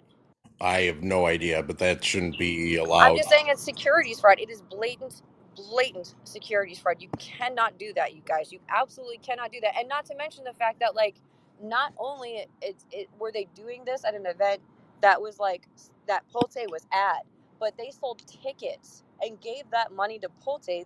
Everybody that showed up paid for the privilege of being there. And then Pulte picked up the tab because I asked Kais myself. Kais tried to say, "Oh, Chaotic Good is a paid plan." I'm like, no, man. Show me one thing that would even remotely lead anyone to think that I would be. Am I flying around on Adam Aaron's private jet hosting parties with him? No, you don't see me doing that. But I said, but since we're on the subject, Kais, who paid for that trip to go to Florida for you? Did you pay for that Florida trip with your Uber money, Kais, or did Pulte pick up the tab? And he didn't have anything to say to that, and so we all know what the answer is. I went ahead and listened to that portion. So if anybody wants to go back and backtrack, it is Pulte the Devil, and at 2 hours and 38 minutes, and We just can listen from clip it there. and bring it back later. We don't have to do it tonight. Yeah. But I think No, everyone we're should hear it gonna. because I could do CN was that later. right. He was right. And what happened was Salvatore saw him speaking in this space with us. Salvatore left whatever he was doing to come into our space and make up a bullshit story about why we shouldn't listen to CN tell us that Pulte's trying to figure out a backdoor way to, like, try to pull some kind of hostile takeover bullshit with Pulte Homes that they don't want. You guys, if they wanted Pulte, one of 25 grandchildren of senior William Pulte, to be on the board of directors for Pulte Homes, he would be on the board of directors for Pulte Homes. They do not want him on the board. And it's not because of a conspiracy, it's because he's a fucking nutcracker. Excuse my language, everybody. He's nuts. Yeah, he is. He's a loose cannon. He's a huge liability, and he's violating securities laws openly, posting pictures of checks. The picture of the contract is floating around now that Kais is having people sign. Like, all of this stuff is blatant securities violations. They do not want him anywhere near the company doing that kind of stuff. And the more they tell him no, the more he tries to press on, and the worse, like, he's digging himself a deeper and deeper hole by continuing to do this. Can you post that contract? Are you able to? Yeah, I think I saved it to my pictures here. Let me add it to the nest really quickly.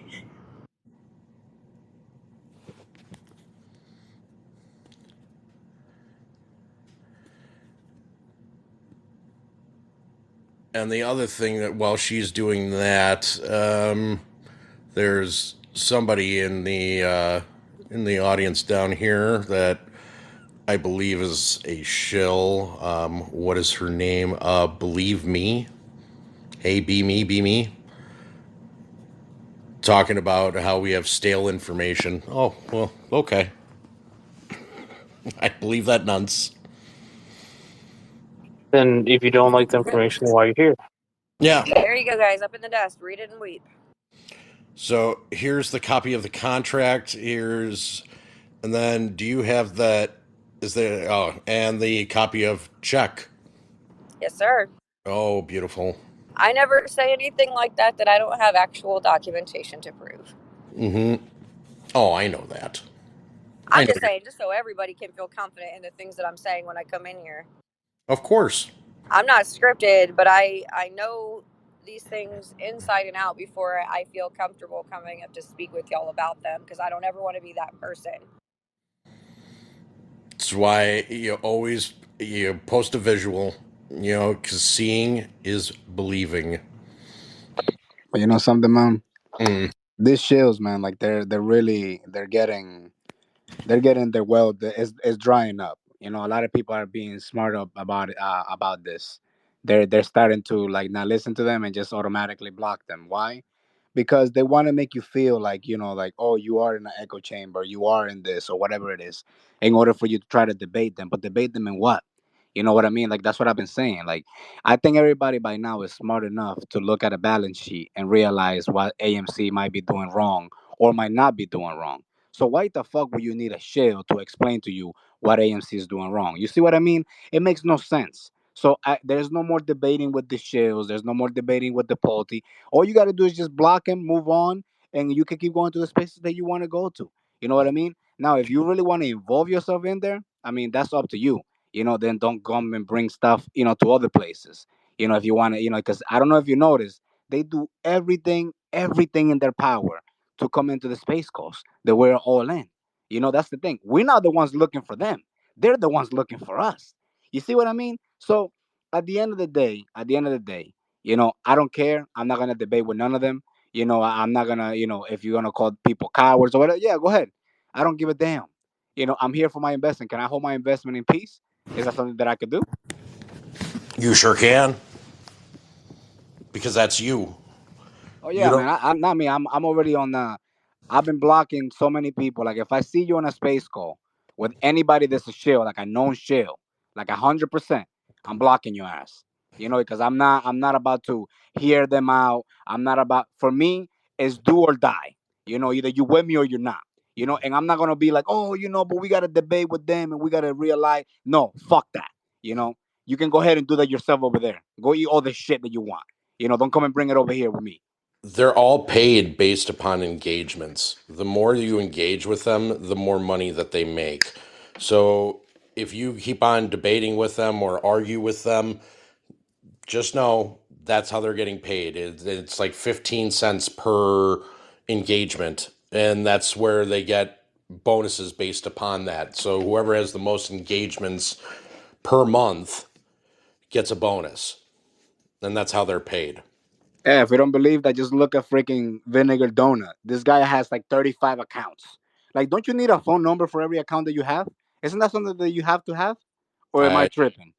I think you have to have a phone number. Yeah, I'm pretty sure. And then So on my top of man is that, over there with 35 burner phones to get into space calls to try to talk to you. You see what I mean? Like, so I think that you're 100% right, and I think people just they have to start giving validity, just a little bit, to some of these quote unquote conspiracy. I mean, I'm gonna say theories, right? That these Mhm. people are getting paid, all these things. Why? Because why do they do everything in their length to come into our space calls that we might be talking about fucking like baseball and shit. And they come in and like, yo, AMC, that you see the new filing about AMC. I'm like, bro, like we're not even talking about AMC. And you over here, you see what I mean? Like, I don't get Mhm. it. It's the truth, though. I mean, that's the scary part. What really is kind of hit me hard on this stuff, like with chaotic, is that you know, I the whole purpose of that space call with about Pulte and about him being the devil is not in regards to exposing people. That was not the whole point of it. It was to explain to everybody who Pulte is and what his true intentions are. I was actually really surprised that that came out. All of that happened in Oh, one space. I thought that was just like that to me was crazy. That was not the no, that was not the intention. That's just how it happened. exactly. And so, but by him acting the way he did, it exposed him. So now you have it on audio, him saying, "Yes, I'm paid by Pulte."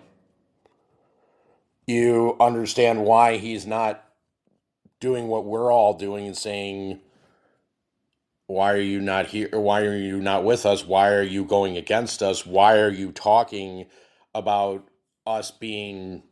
Because I listened to that call again, and when I was done listening, telling me that I'm a conspiracy theorist about the economy when the signs are right in front of you. Anybody that doesn't see them, you're living under a rock. I'm sorry that you can't notice it, but it's honestly, it's mind blowing to me that you're sitting here and trying to explain this, but yet every single thing that you're trying to decode is off of no fact. There's no evidence behind it. So how am I putting two to two together? It doesn't make sense to me. I feel sad that that's what it turned into, because that was not my intentions in any which way. Up above, I did post how the shills are paid. If they allow me to post that, I don't know if they will. So far, I'm being told from others down below that our space is a little glitchy tonight, and that's why I'm wondering why. I know why. It's probably because we're talking too much truth. They don't want it. They don't want you to hear it. It's just sad. That's a violation. Yeah. Well, honestly, what I think happens, and I think this is I'm not trying to make any assumptions, right? But I think everybody needs to go rewatch Goodfellas for me before we meet again, if you Oh, have for sure. time.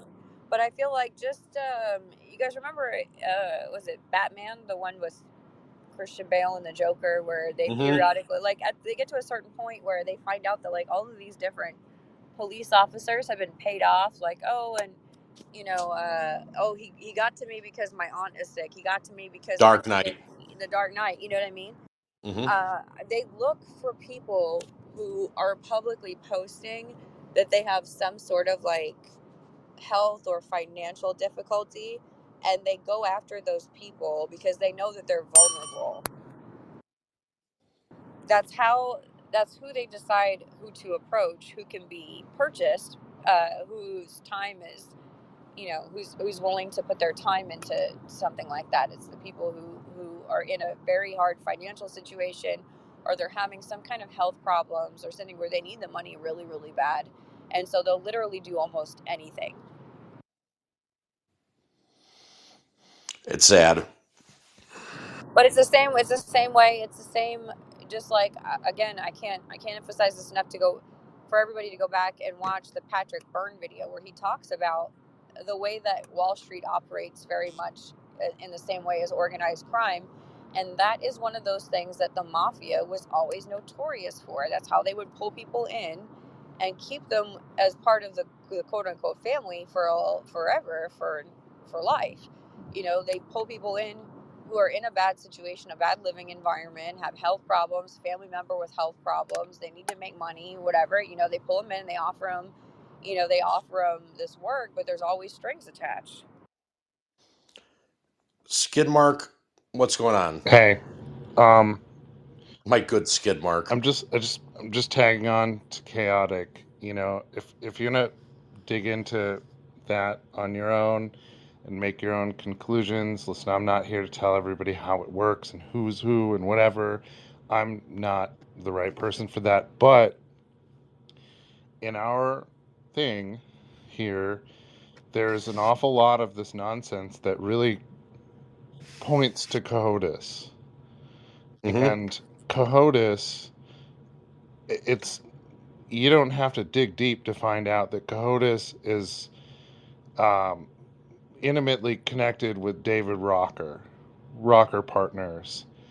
And you don't have to really look far into him to find out that that was somebody who was mobbed up. And that's all there is to it. It's not. Listen, I'm not like even saying things that you can't find like through just simple Googling. So it just is what it is. But anyway, I just wanted to add on to your point, because I think it's important that people kind of understand what we're dealing with. Oh yeah, no, I mean, it sounds crazy at first blush, but you can literally, like you said, a basic research, and like, I hate to keep sounding like a broken record with that Patrick Byrne video. Patrick Byrne has climbed to the top of the DD mountain, you guys. He knows intimately, in very great detail, how all of these things function, and how Wall Street has applied traditional organized crime, the playbook to a much higher level, on a more sophisticated level, but it's still basically all of the same moves. And so it really, he explains it in such an effective way that it's very, very eye-opening. And again, it's not anything that you can't look up on your own. It just, whether or not people want to. I mean, I'm never asking anybody just to take my word for it when I say these things. It's all easily verified. I always go off the philosophy is that please fact check me. I welcome it all. I really do, because if I don't I'm want not, to say don't trust me, bro, but no, there's no trust me bros here. it's not even that. It's honestly, I would rather make sure that I'm correct. And if I'm not correct, by somebody fact checking me and actually bringing me something that shows something different, you know what? I've learned from that. And that's more important. As I always say, knowledge is power, because it is. And if you know how the game is being played, they're going to, this way you understand every single aspect of said game. Well, that's what I challenge everybody to watch Goodfellas before the next time we meet again, and picture, instead of, like, I've been calling it the art of the bust out, right? The bust out is the last stage of most organized crime operations, where they borrow as much as they can borrow until they've maxed everything out. All their lines of credit are gone. All of their friends are gone. Nobody will give them any other money. No one will give them anything else. And then they just set the place on fire and file bankruptcy. And that's they collect the insurance money, and that's the bust out. They start over again somewhere else. Watch Goodfellas and just imagine them setting Wells Fargo on fire at the end.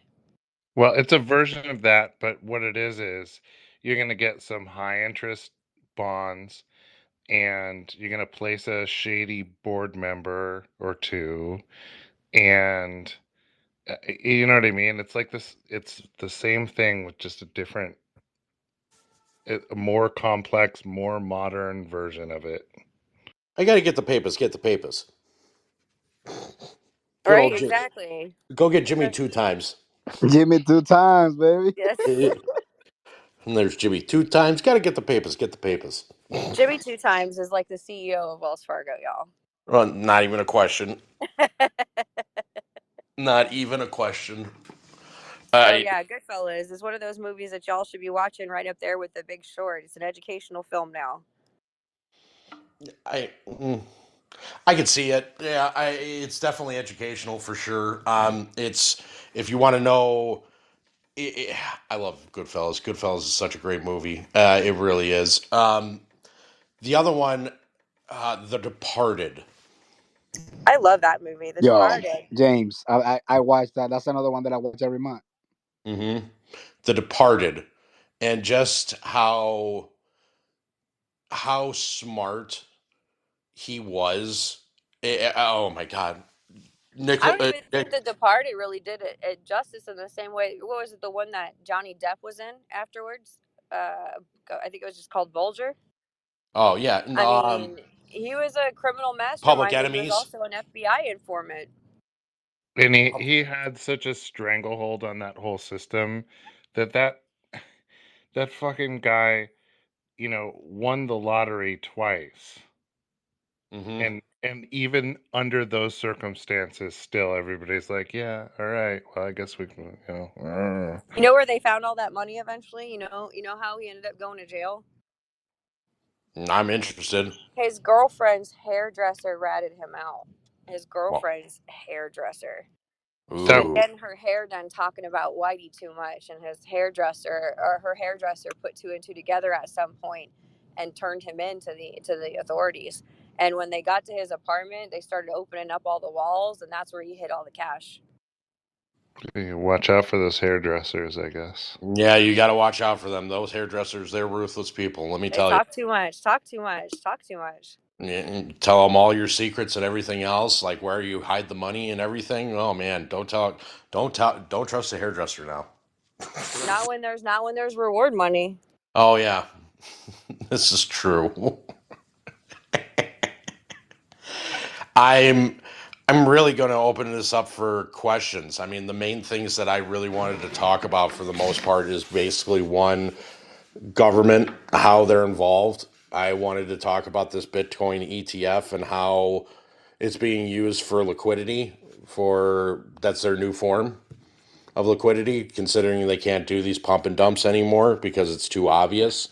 One, two, you don't have banks that have any money. That's well proven today, especially Bank of America. Did anybody actually see the JP Morgan numbers or Chase numbers for earnings, if anybody did? Because I know I've been looking. I can't see anything. Frank, if you're there, do you have any numbers on JP Morgan? And if you do, that would be awesome. Because I couldn't find shit on them. I saw Citi, I saw Bank of America, Wells Fargo's getting burned to the ground because they decided to get rid of their mortgage business and try to slip themselves into bonds. They're getting destroyed. PNC is getting destroyed. Pretty much every single bank is really at a tipping point, and now they have to be completely stingent on loans that they're giving out now because everybody's defaulting. No one's making any money. So I don't know what the banks are going to do. All I know is that you're setting yourself up for not a bailout, but bail-ins. Bail-ins, everybody. Bail-ins What do are you not going mean to be fun. by that? What? Like, explain that. Can you define that term? Like, can you? A bail-in? Yeah, what do you mean by that? So a bail-in is when people go. So basically, they're using your deposits to cover their withdrawals and purchases per day. So they're taking money from your account. So if you go ahead, perfect example of this. This was, I believe, March or April of last year, where you saw Bank of America that basically people were depositing their checks or getting their overnight deposits for their jobs, and they weren't able to access their checks. And so they were basically blaming it on Zelle, saying that there was a problem with that portion of it. And it was not allowing them to deposit their checks where you basically had 7 to 14 days before your money actually came active in your account. So yeah, they're going to start pulling money out of your guys' accounts just to cover their withdrawals and deposits per My day. favorite is when everyone's direct deposit doesn't show up like it's supposed to, and they blame a glitch. Oh, it's Zelle. Don't worry about it. It was Zelle's fault, everybody. Don't worry. Yeah, Zelle. Just blame it on Zelle. Even though I didn't send my, $2,600 check via Zelle before it got to my account. My favorite is when they overdraft people for no reason. Oh, you see the guy who got overdrafted like $99 million, and the bank was wondering where their money was. He's like, I swear to God, like I would blow a fucking gasket. Oh, I would be absolutely pissed. I moved all my stuff away from Wells Fargo, and like I would say it's been about a year. Before all the banks started going belly up in March, like I kind of saw the writing on the wall and that was actually one of the reasons why I knew was because all of a sudden people's direct deposits weren't hitting like they were supposed to, and like the bank would just have an angry lobby full of people and just say, oh well, guess that sucks to be you, we'll figure it out when we figure it out. I was like, holy shit, like that's not supposed to happen. They're trying to normalize it in a way that is just really pretty disturbing. They're trying to make it sound like it's just a glitch. It's totally normal. Everything is fine, but it's not fine. How before this past year, let's just call it the last calendar year, how often did you ever hear about stuff like that happening? And now it's a regular occurrence. Not just with one bank, with lots of banks. I have a thought. And I'd be interested. And then all of a sudden, the Silicon Valley Bank goes under in March and starts taking other mid-sized banks with it. I mean, Silicon Valley Bank was a pretty large bank, but like a lot of people say, oh, it's not, not that many banks have closed overall, but like there have been lots of bank closures over the years. It's typical to see periodic bank closures. It is not typical to see 5 banks close in 1 year. That was 2023.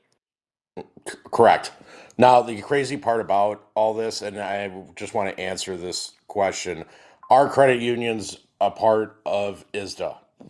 ISDA banks is where you're going to get your bail-ins or bail-out per se. Credit unions are different. Credit unions basically have to have cash on hand for all purchases, whether it's a withdrawal or a deposit or a loan payoff or whatever the case may be. Credit unions have to have cash on hand. The difference also is that you get to vote on those specific board members for a credit union, where in a normal ISDA bank, like JP Morgan, for example, or Chase, they are already appointed. So you actually have the ability to vote certain members of that credit union board off if you don't like their progress and what they've done. So to answer your question there, Big Ape, it is one, credit unions, most of them, they're not a part of ISDA. There are some credit unions that are. And so I just refer to the ISDA list of banks so you know which ones are a part of it and which ones aren't.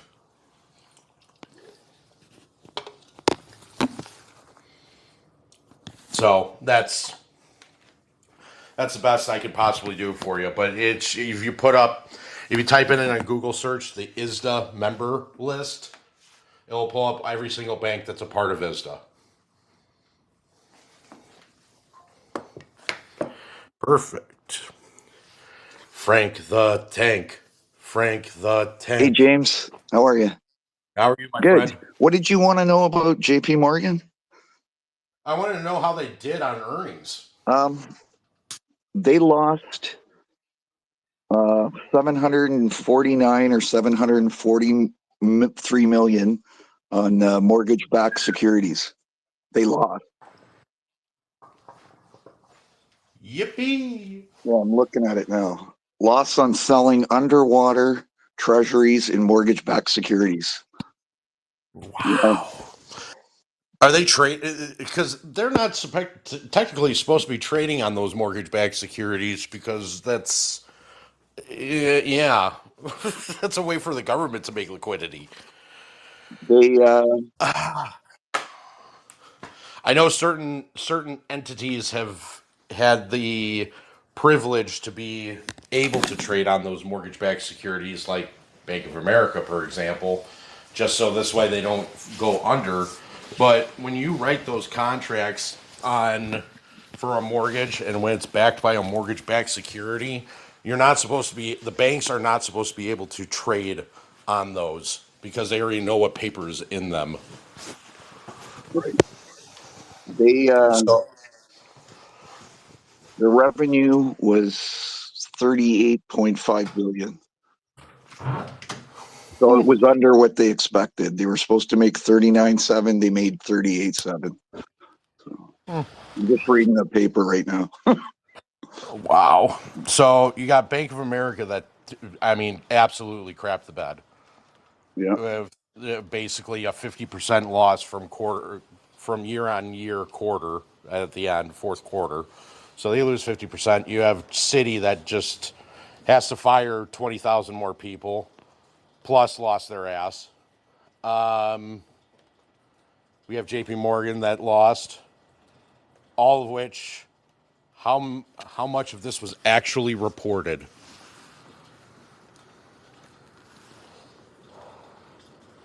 Oh, if they're telling the truth. Yeah. No, exactly. I agree.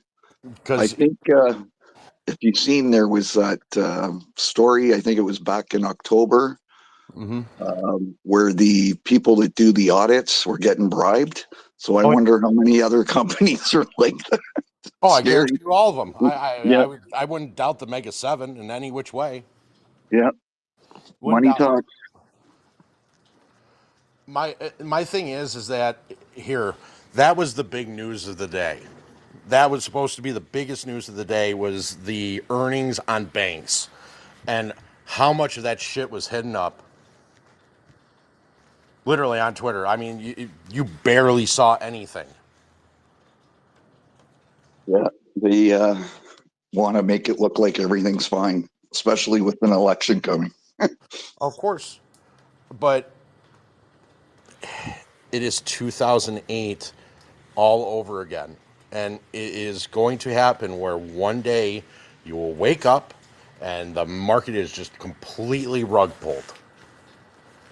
And they're setting you up for the exact same fucking thing. Yeah, the other interesting thing is with crypto. Oh, yes. It's like, we don't want it. We don't want it. Oh, we want it, but only these banks are going to provide it. I'm trying to figure that out. But well, JP Morgan's one of them. Yeah. I know What I'm trying to figure out is why didn't Vanguard want in? That's one thing I want to know. Why didn't they want in? The only reason that I could possibly think of is because Vanguard heads the majority of FINRA, and that would look really bad on them, considering that they have the most equity of any of the trading platforms, for one. Another thing possibly is when they insure the collateral. I could be wrong, but I think they changed it where like it's going to be much higher. Yeah. So they're going to see, rather than insure everyone, I'm guessing right now, we'll pick the ones to insure. We'll buy the other ones on pennies on the dollar, something like that. Like it's got to be something it's to their advantage because, these are some of the smartest crooks in the world. So I'm going to throw a theory out there. This is just what I think.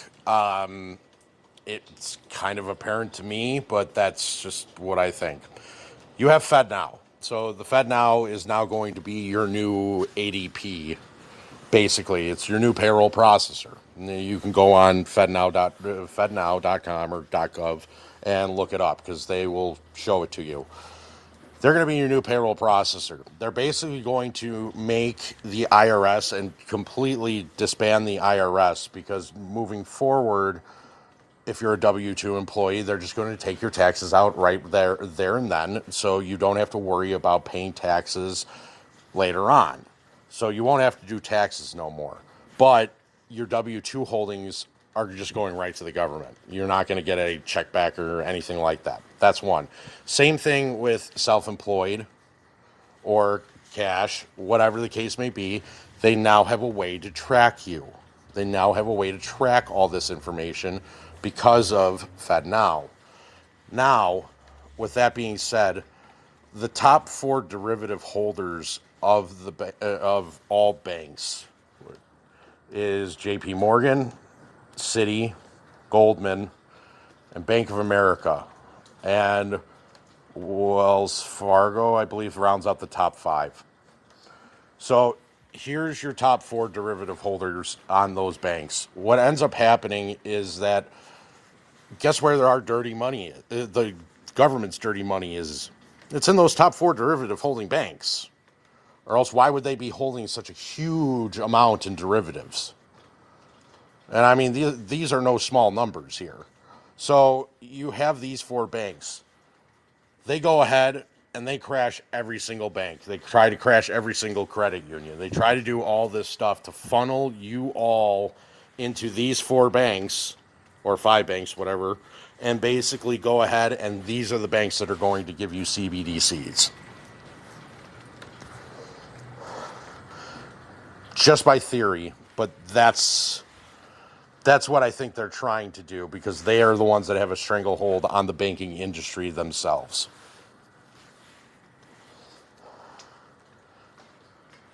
Anybody think I'm crazy? no, so you're thinking they're gonna like bring it out completely, the digital payment system is what you're saying. Yeah. Yeah, I think that's coming, but I suspect there's going to be a pushback. But I think some of us have talked before about this.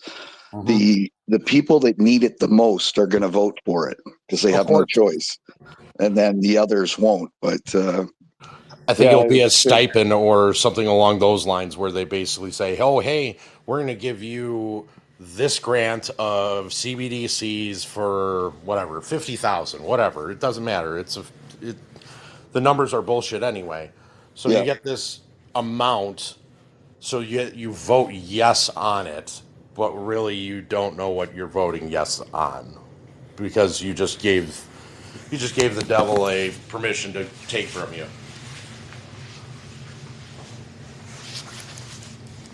But there are only certain banks that are going to be able to issue those CBDCs. Yeah. And I think, like, from what you were saying, like those top 5 are like, the 80-20% rule. They're the top ones that are going to manage everybody else. I think they're going to shake out at least 10% of the banks this year personally. And whether the crash was coming or not, it's not sustainable what they're doing. No, well, the There's no way. medium-sized banks that really have the most to worry about, like the medium-sized banks that kind of got too big for their britches and started operating more like a venture capital fund than a bank. Yeah, small banks and Well- credit unions that manage their risk appropriately in the last 3 years will be fine. It's the medium-sized banks that have been dicking around more than they should be and will end up, I mean, we're going to go through a consolidation period. They're going to end up getting chopped up and absorbed by like JP Morgan. Yeah. Yeah, there's some of the smaller banks where I've seen they've had over 200 charges. So I think this was deliberate. They would pick certain banks to do whatever the hell they were doing illegally. But I was reading something the other day about that, and I went, "Holy shit!" And these are the things we don't see in the paper.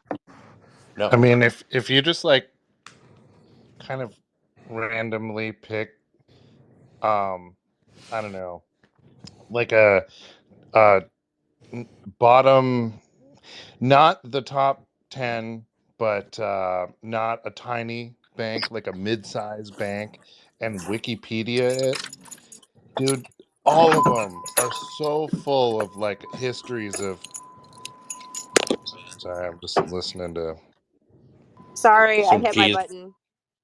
That's okay. You're good. That's all right. I just all of those, any Wikipedia on any of those banks, you read through, and they're constantly like buying 50 branches from some other one and merging with the other one, and like then they change their name, and then they change like it's there's so much maneuvering around in those like mid-sized banks.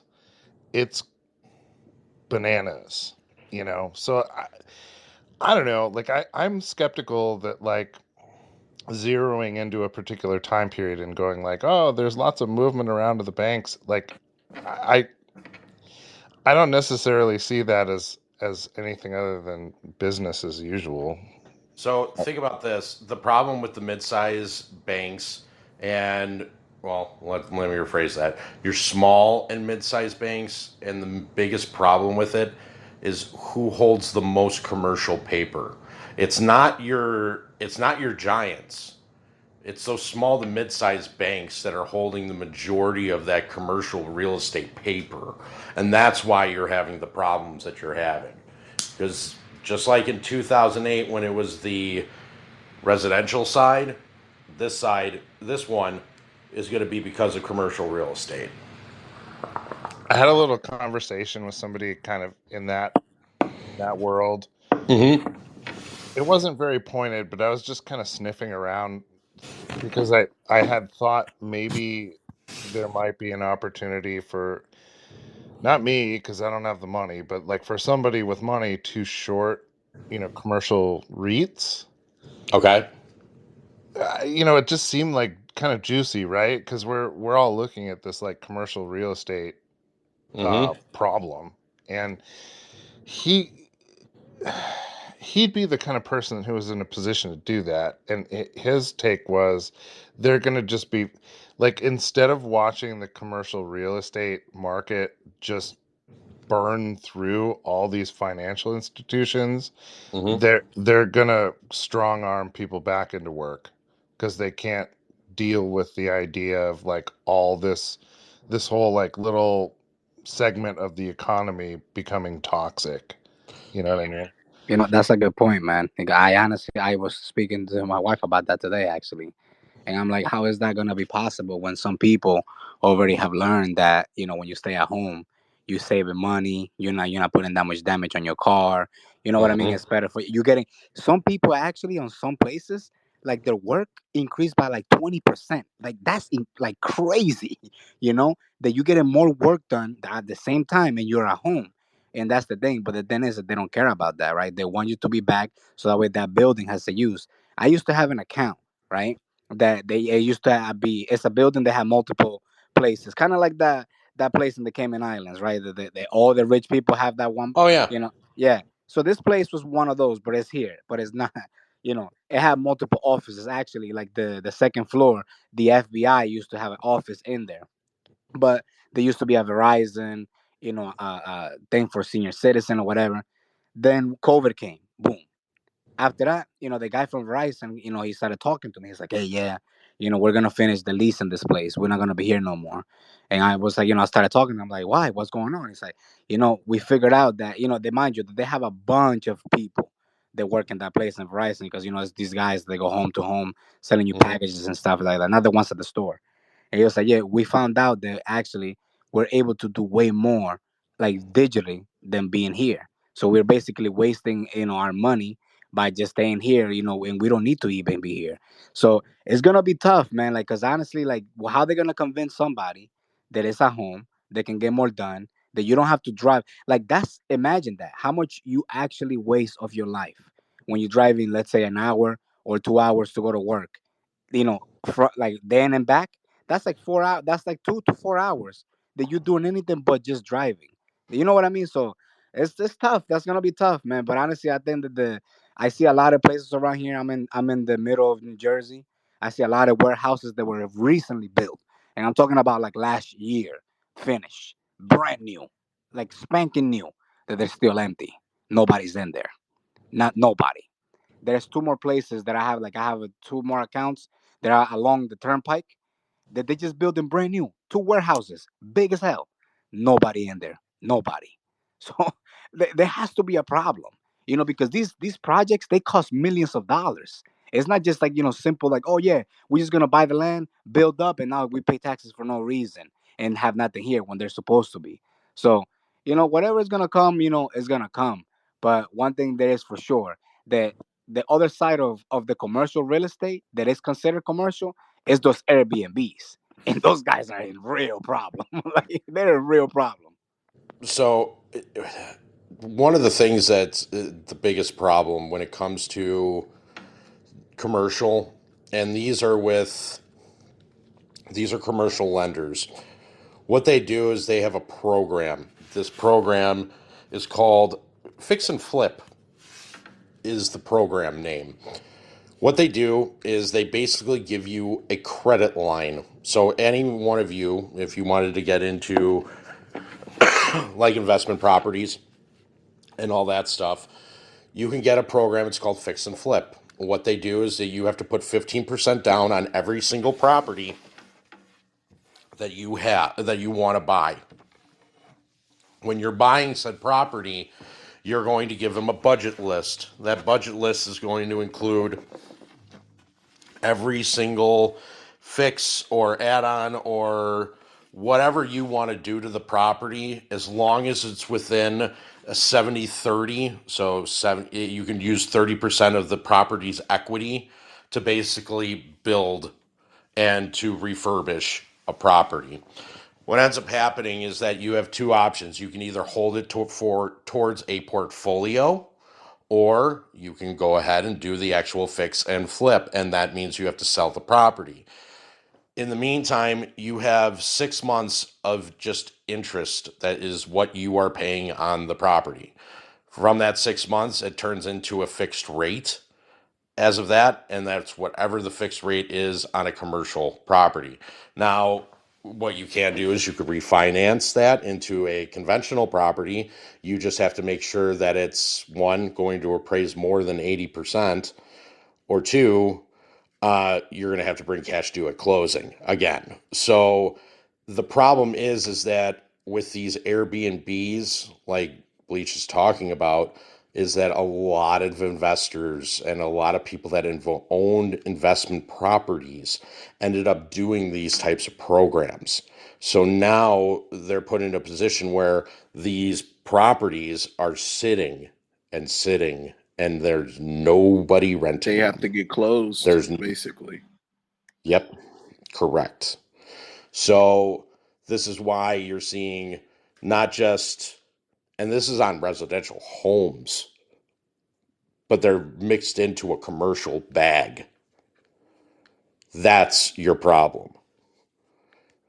There's legislation right now going on for Airbnb, people that have properties. Basically, they're trying to force them to get rid of those properties because people are kind of sitting on them, hoping that there's a recovery. But the problem is, that ship's already sailed. Yeah, no, you're done. The only way that you can go ahead and avoid that is basically is a LLC blanket. So for all of you who want to learn what an LLC blanket is, it's pretty simple. It's you have your primary residence at the top, or actually, let's do this in the form of a hedge fund. You have Citadel. Citadel is up at the top. Then you have all these different LLCs below this blanket. You have Citadel, the market maker, Citadel, the hedge fund, Citadel, the prime broker, Citadel, the OTC, so on and so forth. And then you have all these different names of Citadel, which is, let's go ahead and do Pelifox, so on and so forth. When you go ahead and you have all these, they are not going ahead and can't go after Citadel. They are going after that individual LLC to go ahead and get rid of that first. It is protected, so you are protected as a company up on top because they have to sue the individual entity before they even get to the person on top. Don't forget about that Corporate Transparency Act. They're going to go after the hedge funds with it. They have like a whole Yeah, of year course. to get rid of, get their record straight. Correct, but they still have, but that's, see, it's still protecting the individual portion of that blanket. It's not going after the top. So when Ken Griffin goes ahead and liquidates one portion of that LLC, and they don't, so then that LLC is gone, whatever, who cares? It's gone, but now there's another 15 protecting the Citadel, as an example. It is, that is the one thing, if you are a property owner or if you do have investment properties, is individualize the LLCs on your addresses. So you have your primary address, and then you have your individual addresses that you have are investment properties.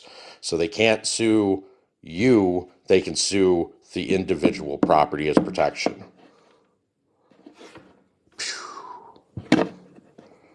Just words of the wise on that one. It's amazing what they can get away with, and this is what they're going to do. That's why why do you think that Ken Griffin is unloading assets? But if everything breaks, all that shit wouldn't matter. To a certain extent, yes. To a certain extent, no. To be honest with you, because you're still never going to get to the top. You have to get through all the little ones first until you get to the top, because that's the way the LLC blanket works. It's the protection of the primary. It's like this: if you had 10 lemonade stands and you'd put them all as individual LLCs, and one of them has some sort of disaster, I don't know, you food poison someone and you lose $1 million lawsuit, well, that one lemonade stand goes bankrupt, and then you've got 9 that are still doing business. Correct. Absolutely correct. So it all depends on if you can get rid of enough lemonade stands, as Skidmark clearly pointed out. You get rid of enough of those to get to linking the top to those 9 other lemonade stands, then you have something. But you still have to find that one thing that brings the original entity into those little ones.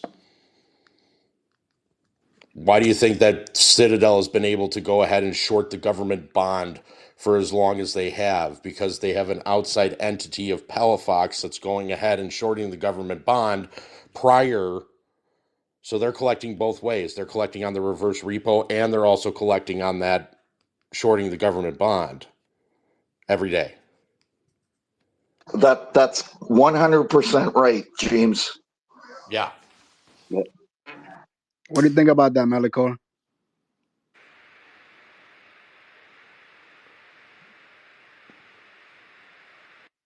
Malcor there? Hey, he was holding the Melicor, what do you think about that?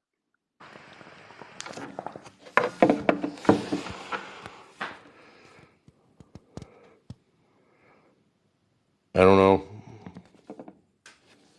He's throwing his fist up, you know. We just leave him there. He's not doing nothing.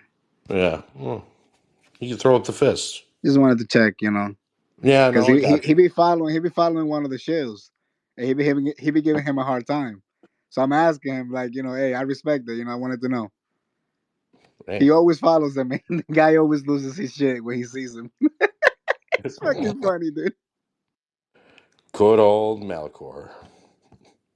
You're just like, yeah, I'll just leave him there. He's fine. Yeah, I thought he was gonna post something on top, but he's not doing anything. You know, I mean, it might be a she. You know what I mean? I don't want to. Hey, we got chaotic up here. We got to be nice. So, since there's a little break in the action here, I just want to share this thought, and I'm interested in what you think. So this is a little bit zoomed out and societal, but like I've been having this thought lately that there's sort of two things that have happened in like the last 100 years or so, where we were built as, you know, like a free country, free society, and it's been whittled away by by like two things, I think, the most. Thing number one was like, okay, we got cars, we got motor vehicles. And in the beginning it was like, well, you can kind of do what you want with your car. It's your car.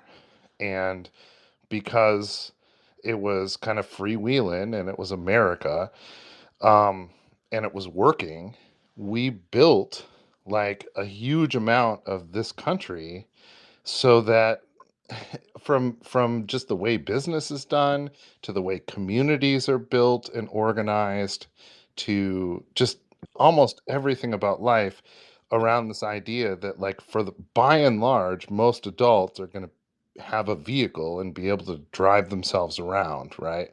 And so once everything was built around that, all of a sudden you kind of needed a car. And once you needed a car, they were like, oh yeah, hey, by the way, driving is a privilege, not a right.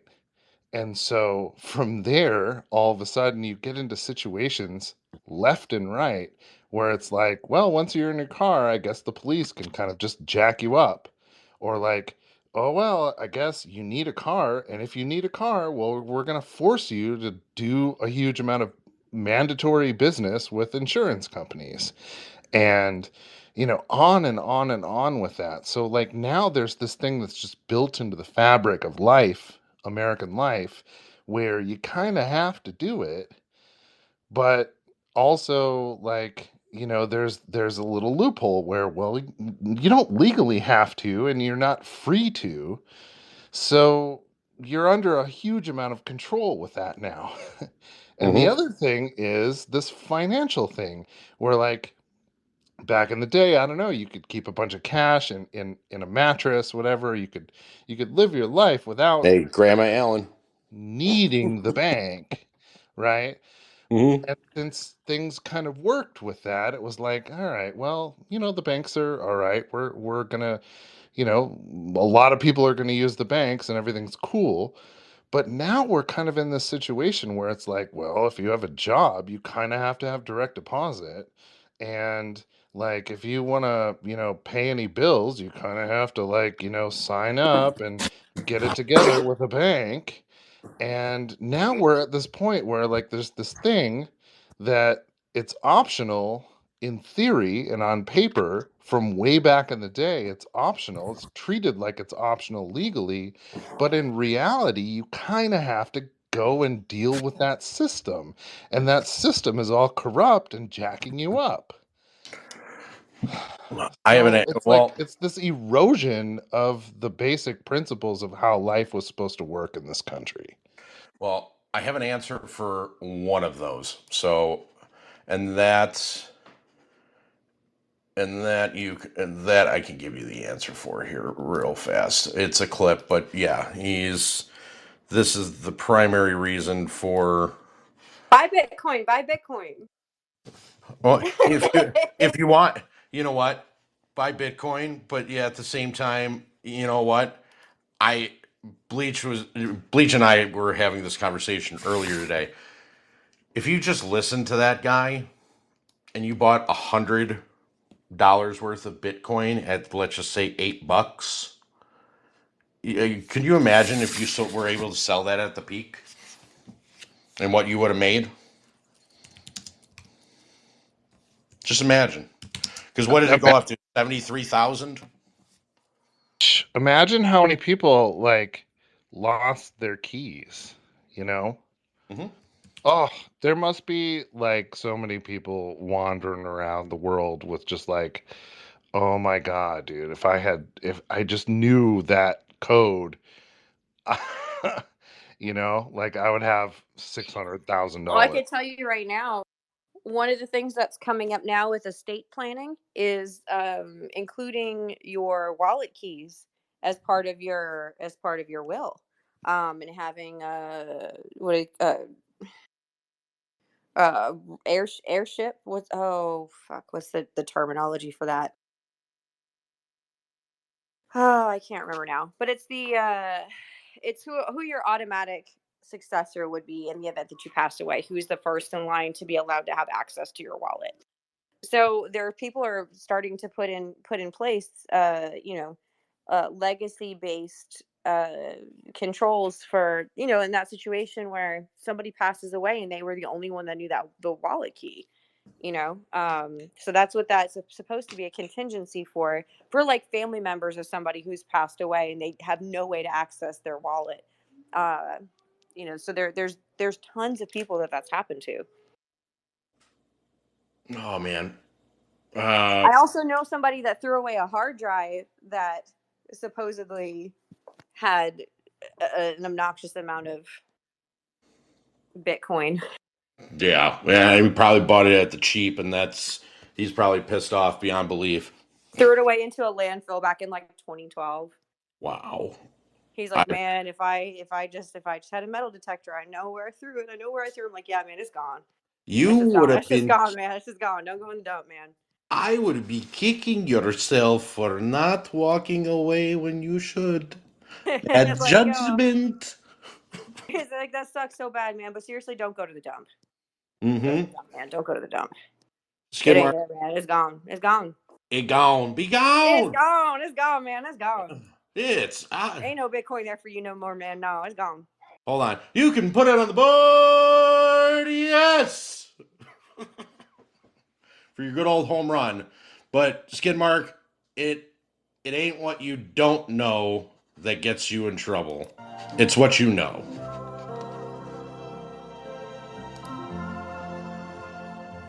It's what you know for sure that just ain't so.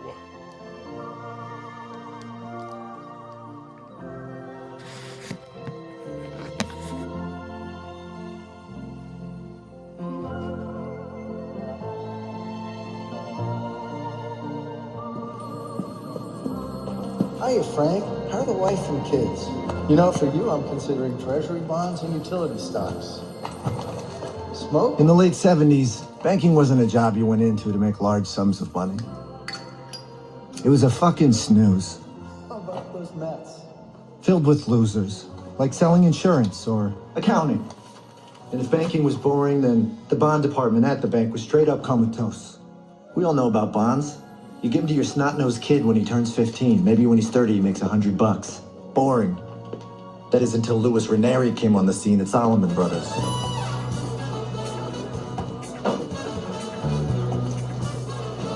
You might not know who he is, but he changed your life more than Michael Jordan, the iPod, and YouTube put together. All right, gentlemen, let's get some money in here. Let's make some money. What do you say? You see, Lewis didn't know it yet, but he'd already changed banking forever with one simple idea. The mortgage-backed security, or private label MBS. You've got your average person's mortgage. Fixed rate, 30 years. Boring, safe, small payoff, right?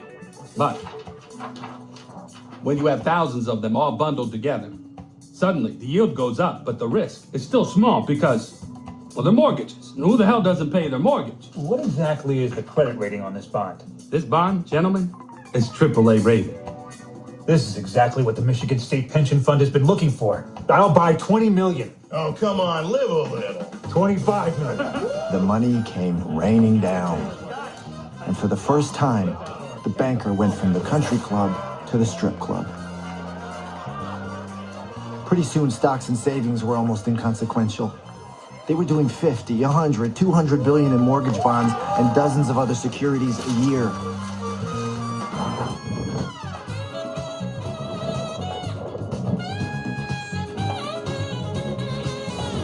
And America barely noticed as its number one industry became boring old banking. And then one day, almost 30 years later in 2008, it all came crashing down. Bear Stearns was in a death spiral, and the Fed brokered its sale. The worst financial crisis in modern times. Certainly the largest financial disaster in decades in this country, and perhaps the end of an era in American business. In the end, Louis Ranieri's mortgage-backed security mutated into a monstrosity that collapsed the whole world economy. And none of the experts or leaders or talking heads had a clue it was coming. I'm guessing most of you still don't really know what happened. Yeah, you got a soundbite you repeat so you don't sound dumb, but come on. Our financial institutions are strong. It's funny because you hear the exact same thing today. So I hope that answered your question, but it was Louis Ranieri. Because, yeah, banking back then, as he pointed out, was a snooze. I mean, you go to a bank, you had half the people that were literally crumbling off balls of paper and trying to throw it through a hoop at their garbage can. You did nothing. Nothing. But that's what became the Wild Wild West. It was 3 years prior to 2008. Literally Wild Wild West of mortgages. Anybody could get a mortgage. Your dog, Skip, could go ahead and get a mortgage, or a pen. Literally, yeah. I literally underwrote a file that said Mr. Penn. James, I was one of those. I probably, yeah. I was a ski bum and I bought a house. Mm-hmm. Yeah. So it didn't matter. I paid it. I wasn't one of the scuzzes that didn't handle it, but there's no way in this day and age, under those circumstances, I was buying a house. It would have never happened. So I was one of them. But that's what I hope that it kind of answered your question, though. So how everybody needs a car. Let's get to the car part. So the next problem that you're going to run into is, me personally, I don't like electric cars. I don't. I really don't, in any which way. When I'm driving, I want to hear that throttle. I want to hear that engine roar. I want to hear all those things. That's what I want to hear when I'm driving. I want to feel it. I don't want to hear a car going. That's not even a train. Give me a whistle. That works too. That's your electric car. Literally just. And that's what it sounds like. If you want to go to get a different package, you can go ahead and get a speaker to make it sound like it's going fast. But no, I want to feel it. I want to smell it. There you go. But it does. I mean, that's your car. Car kind of defines you as a person for the most part. If you're driving, and everybody can tell who you are by what kind of car you drive. To be perfectly honest with you, they can. So they switch all these cars to electric cars, and you've heard it before that in 2030 they want to basically have it to where there is no gas powered vehicles and it's all electric cars. Well, there's a reason behind that. So on your SOS button or OnStar, whatever, or OnStar or BMW Connect, whatever it is, there is a newly installed kill switch that goes in there. And that's from 2018 models up to today. The reason why they're putting those in there on all these electric cars is, one, that kill switch basically is a monitor. It can monitor everywhere you're going, what you're doing, where you're at, how fast you're going, so on and so forth. So that this way you don't need to worry about police officers or having enough police officers to go ahead and write you a ticket if you're speeding. You'll just get one in the mail. That's one. Two, you could be driving recklessly to where that electric car now has the capability of pulling you over to the side of the road and shutting off your car. I'm telling you, you're going to wait for a police officer to get there if you're driving recklessly. Say you didn't, say for example, you didn't pay your child support or something that's a government payment that you have to make. They could shut off your car right there in your garage. Yeah, it's a boot without being a boot. Correct. Did you see Ford's new thing? What's that? Ford, these electric vehicles with autonomous driving, if you don't make your payment, it can basically drive itself to the repo shop. Yeah.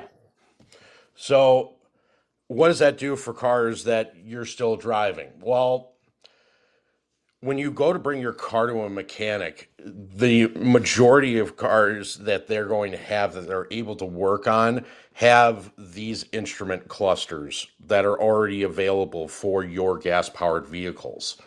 So how do they go ahead and get rid of them? Well, if you can't go ahead and fix it, or you can't order the part for it, how are you going to fix the car? How is the car drivable? Well, it's kind of forcing you to buy a new car and putting you in a position where you have to pay. I mean, what's the average price for an electric car right now? Like what, 44,000 or 44 to 52 grand? You can pick a Tesla up at the Hertz shop for about 29 right now. Wait, a baseline model? Oh yeah, the busted regular. Oh, okay. But it's brand new. It's the Brand new. Model 3 baseline, yeah. Okay, so Model 3 base for 29 grand. So, with nothing in it. So, I mean, I don't know. I like features. I like toys in my car, but that's just me. But that's 29. I mean, still, yeah, with interest rates going up on used cars and new cars, you're looking at an 8.25 rate. With a 850 FICO, yeah. Yeah. Auto rates are terrible right now. That's at a credit union with good credit to get your 8.25 rate.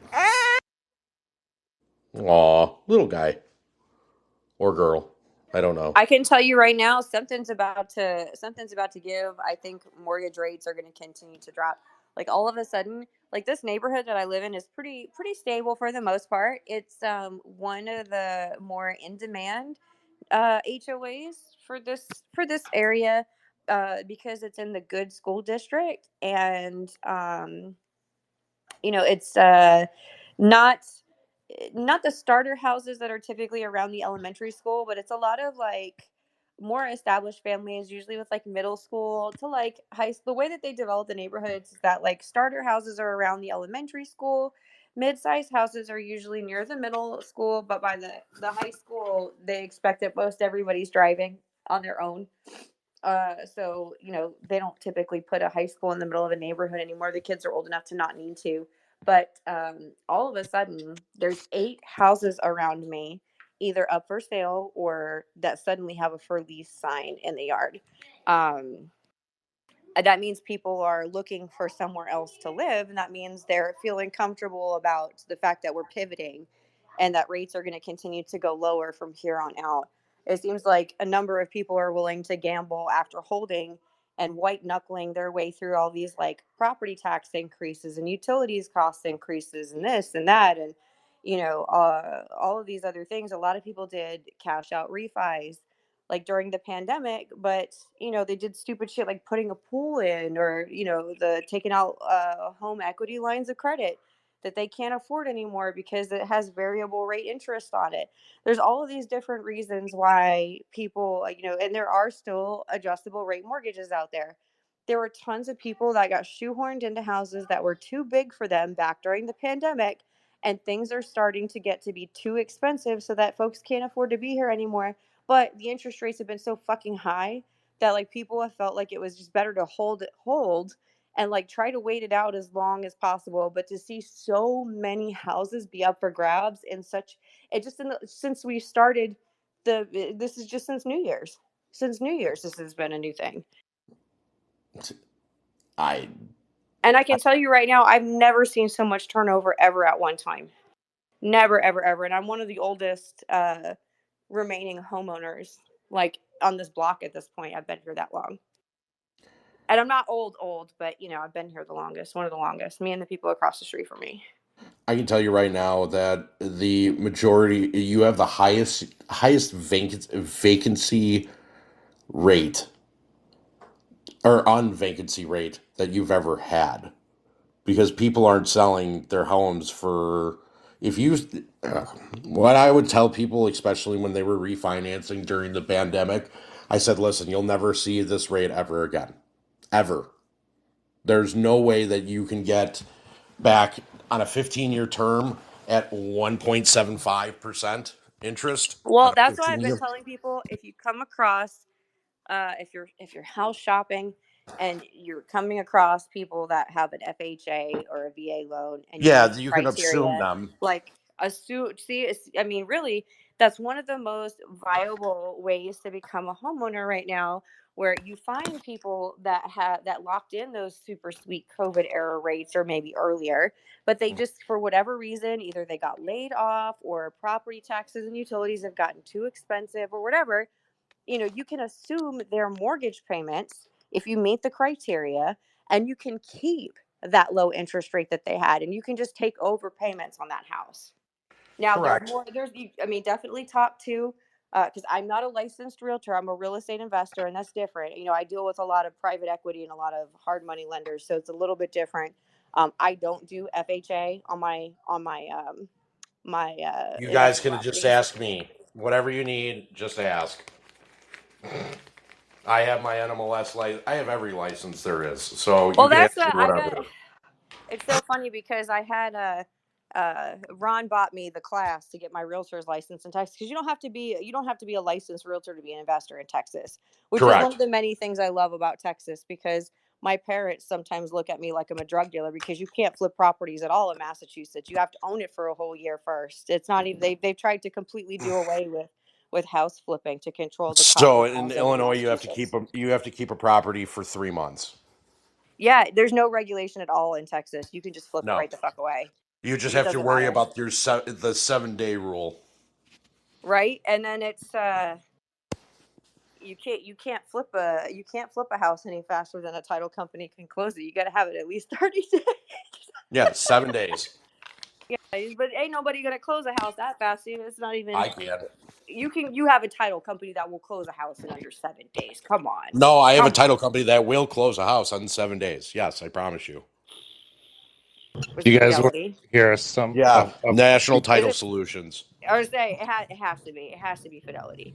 No, Like I can't even think of anybody who's big enough to be able to move that fast. the name of the company is National Title Solutions. Nice. Okay. Well, now I know who I'm calling from now on. Are they actually They're national, out or is that just their name? of you can ask for Michelle. Are they actually national, or is it just in the name? No, they're a national. They're licensed, or they are able to do title in 42 states, Oh, badass. Okay, well, I'll definitely have to and look them they're up. licensed in Texas. But they are Oh awesome shit! people on there. Yeah, they're closing that fast, man. I Well, might they, have they to. would close my loans that fast. I can promise you that. Man, I might have to. Oh my goodness. Well, anyhow, before I get sidetracked here, yeah, I mean, just speak with a licensed realtor that you know and trust in your own state. Don't just take my word for it. There's lots of, you want to make sure your income and your credit and everything else, your down payment and all that stuff, like everything that you have has to line up just right, because you might have to bring a little more cash to the table. But you're going to lock in that lower interest rate, and that's going to help you save money over the long run. Either way, you're still looking at people not wanting to leave their homes. Why? Because the interest rates are too astronomical. It's expensive to move. It's It is expensive. expensive to move. Well, that's Everything's why unaffordable. I feel like the psychological sentiment behind this idea of holding has changed, because just the sheer number of houses I've seen go up for sale or up for lease, which means the family's looking to live somewhere else and rent that out while they're in their absence. So to me, like some of these houses that I see up for lease, I know for a fact have changed hands since the interest rates have gone up. Some of them have changed hands 2 or 3 times since the interest rates have gone up, which is an astounding amount of turnover for such a short period of time. We're in a normally very stable neighborhood. But it's to see so many people putting their house just up for lease means that they have an interest rate that's really high and they're going to get market rate for it, but the interest rates are dropping. So they don't want to get rid of the old house just yet. They're trying to hold it for a little bit longer, but they're going to rent maybe somewhere else, or they're going to at a lower price. Because right now sometimes it's less expensive to rent than it is to buy a new house. It just depends. So there are some people that are legitimately renting their old house out, like, and renting a new place to live at a lesser price because that's what they can afford. Agreed, but the problem is that you have your rents that are still going up. Well, yeah, because like things like property tax and insurance and all that stuff's not coming back down. Oh It's no, only going up. It's only going up. that's why when I posted that up above, so you should take a look at that one too. It's about core inflation. It's the third one from the right, I believe. I'll have to look Yeah. here. But I tell you what, I've had to explain to more people this year in 2023 than ever in my life. I've had to explain to more people who rent that they do in fact pay property taxes. They just pay property taxes for, like, there is an You're just astounding paying it a percentage of, different way. oh my God, there's an astounding percentage of the population that really believe that they're somehow missing out on paying property taxes because they're a renter. It's like, no, man, you're paying property tax for somebody else. Every time that, I don't understand why my rent keeps going up every year, because the fucking insurance on that house, that unit goes up every year, because the property taxes go up every year. That's all rolled into your rent price. A lot of people just straight up think they're not paying property taxes. I'm like, oh, that's cute. Let me unfortunately shed some light into your universe. Everyone pays property taxes. Whether you own or rent, you are paying property taxes. You are taxed on everything. It What doesn't if matter.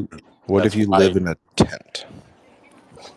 No, you're not. You actually are taxed on the tent You pay because you had sales to buy tax the on the tent. tent and they ticket you for sleeping outside. I stole the tent. Then you're going.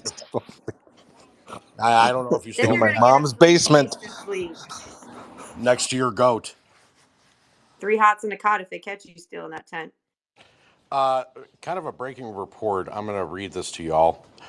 Insider source reveals that the Joint Chief of Staff Chairman, General Mark Milley, delayed National Guard response on January 6th, then lied about it.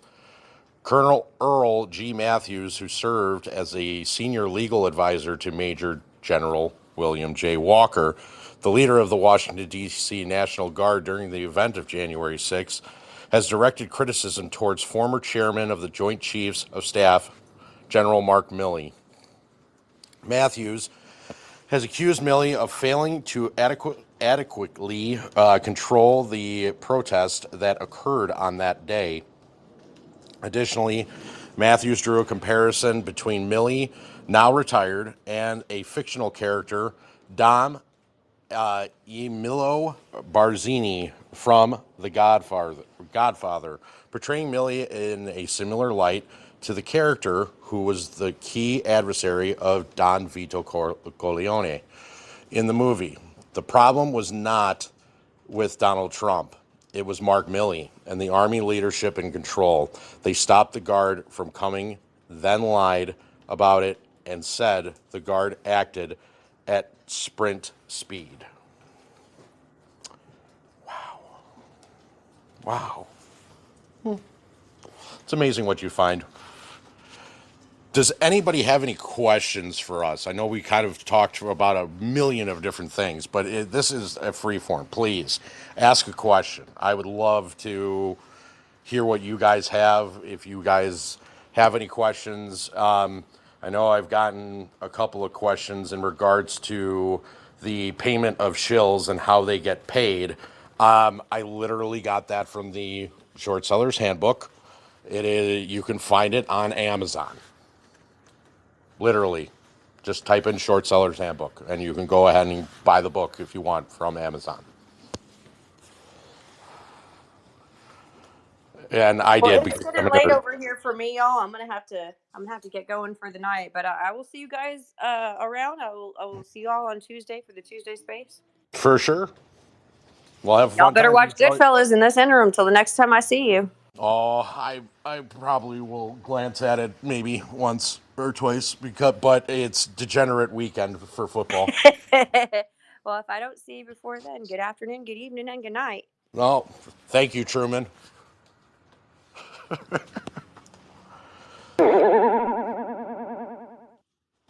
So, I just find it very interesting how all this garbage comes out.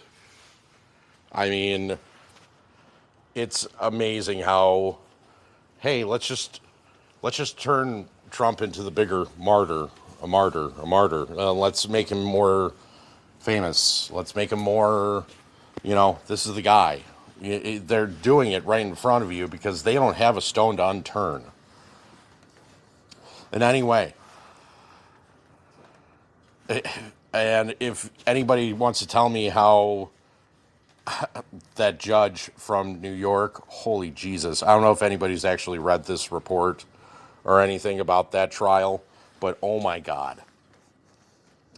Not letting him give closing remarks, not letting him actually be trialed fairly. And normally your president has immunity. If you're vacating that immunity, everything that the president's seat does, he can be thrown in jail for. Pretty much. On a daily basis. I think about that, because if he's sending soldiers to go die, yeah, that's murder. Why do you think he has immunity? So you're going to lift that for Trump? It really does show that they don't want him in office. And actually, I'm going to post that too. Might as well. So if you want a good read,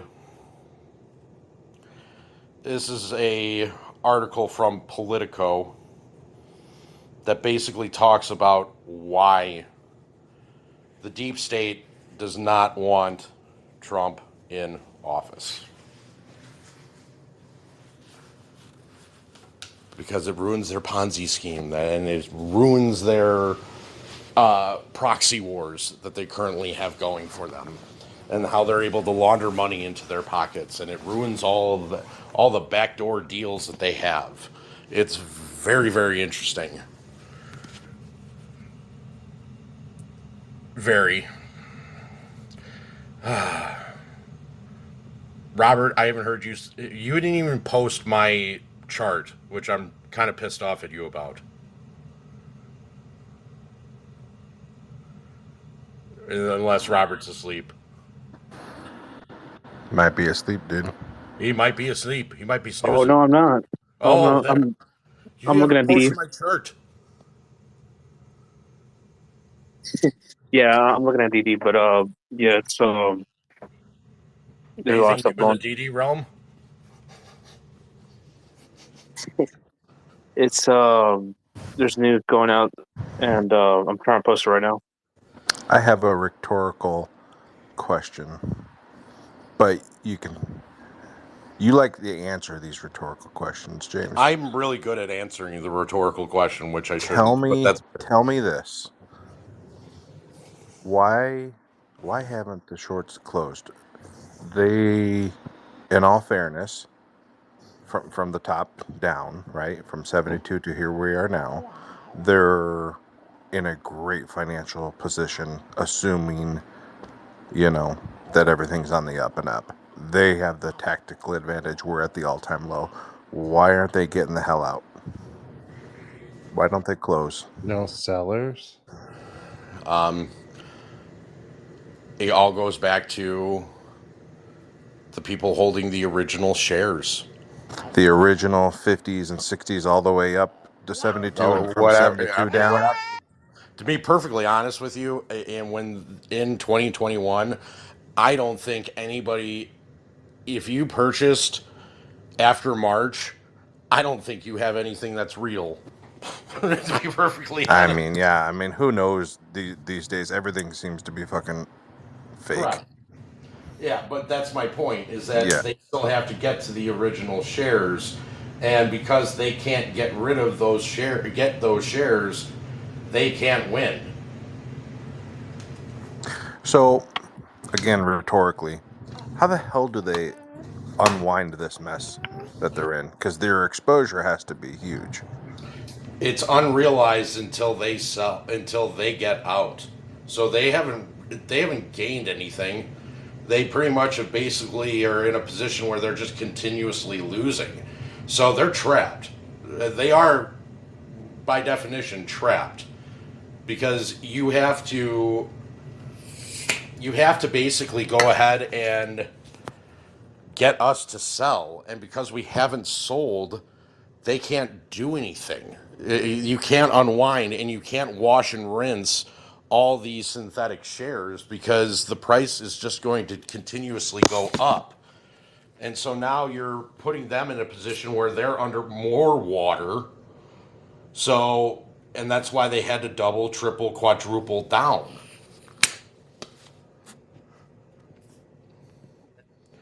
So it's kind of like a stalemate right now. Oh, you've been at a stalemate for the last 2 years. And the more time they give, right, like essentially, like just they're not getting out, we're not leaving. The more time they give, the more time AMC essentially has to fix fix all their problems, improve fundamentals, explore new revenue streams, and just You gave them a way out. Think everything. of poker.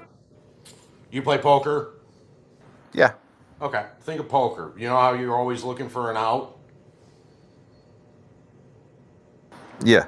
Okay. So it's the same concept here. You're looking for an out. You're looking for an out. You don't have an out. You're forced to play that final hand. It's the same thing. They had their way out. They should have gotten out realistically in January 1. If they did that, then this wouldn't have been an issue. But if they got out in June and just let this thing go, they probably would have saved half of them. Now you won't have an out. Now you have to ride this thing to the fucking stratosphere, Right, and hopefully flip long. and that's kind of like what I don't understand about the whole Melvin Capital thing. Why didn't he just get the hell out, close it, shut it down, be done with it? No sellers. Because they're all a part of a group. Yeah, there's no sellers. That's the problem. The price is just a mark. That's what it is. Like the market makers are just marking a price. It's effectively an offer. It's just placing an offer out there, and if somebody wants to, trade with the market maker at that mark, then fine. But ultimately, I don't think they have enough. They don't have enough sellers at the price that's marked. And as soon as they start getting into real sales, for them to really cover, it's going to go way back up to a mark that's not, closable for them. It's just. And they also double, triple, quadruple down. There's no sellers. Yeah. For every buy, there has to be a sell. For every sell, there has to be a buy. It works both hand in hand. And if you don't might have take it, 5 years to make each hand whole. I don't know if it would take that long. To be Well, honest, I'm being facetious, but like, you know what I'm saying, like that's the business of the market makers. They're gonna make things whole at some point. Do you see a way that he can? No.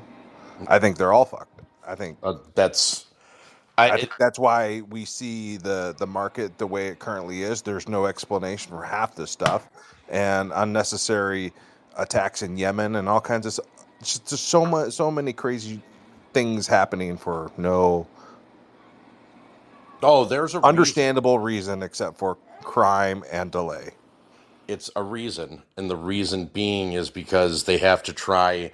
They're going to try everything that they possibly can prior to paying you. Well, that's just too bad. I'm too dumb to sell. I don't even know how. So I hope that's recorded. I forgot where the button was. I don't even. It's not even in my vocabulary. I don't even know how to do it. There you are. And that's I think that's the thing that screwed them up the most is, I mean, after all the studies they've done on retail and the history of retail too, of people just, flaking out as soon as they're down $15 or whatever, on a stock. Right? Like the old retail would have moved on with their lives and done something else with their money and They would have invested put in a something else, shiny right? new object in a shiny Yeah. new object in front of them and said, "Hey, why don't you take your money out of this and put it in this?" Or you Yeah. would have heard from your broker saying the exact same thing. Yeah. Instead, these people, us, right, and continue and growing, and I believe it's growing. More and more people are finding out about this and getting into it. And if I was to bring somebody in right now, right, like a family member or my cousin, for example, and just say, hey, think about where it was, where we're at now, and look at the price. It looks like it's pretty deep value, right? It's $4 and change. Yep. For the largest movie company in the United States, over 103 years old. We go to the movies together. You see the people there. You get it, right? Like here's its trajectory. Here's where all the forecasts, the analysts are projecting things to go. Here's the DD, and just give them like a couple hours worth of just fact-based knowledge, right? Of like everything that we've learned over the years. And I think more and more people, once they start realizing it, they're gonna get in. So this is just becoming a larger problem for those market makers, month after month. And that's what the data tells us too, is like there's way more on the buy side than there ever is on the sell side. Month after month after month. Go ahead. Let me give you a perfect example. This is for right now. If they can cover or try to push back or figure out a way for one, the swap, two, they just figured out a way for that 100% collateral haircut that they had to go ahead and pay for today. They can figure that out. Three, let's just say for instances that they're able to somehow figure out Evergrande and that whole bomb of mess. Yeah, when's that? What day is that? That's coming up. January 29th. That's coming real soon. So now you have that bomb. You're telling me if they can figure out those, I think they can pay me whatever the fuck I want. The money's there. Period. The money is there. Yeah, I'm not worried about that, but I think it's that mentality, like you said, they're gonna do everything they possibly can to not pay, to not get out of this. They want to win, and I get it. And they have tools. I get it. They made their bets. They doubled down. They tripled down, quadrupled down. You're on a boat, and that boat springs a leak, and you're being told not to plug that hole. Somebody's going to plug that hole. They didn't Well, and realize the biggest retards in the industry were just going to make the hole bigger.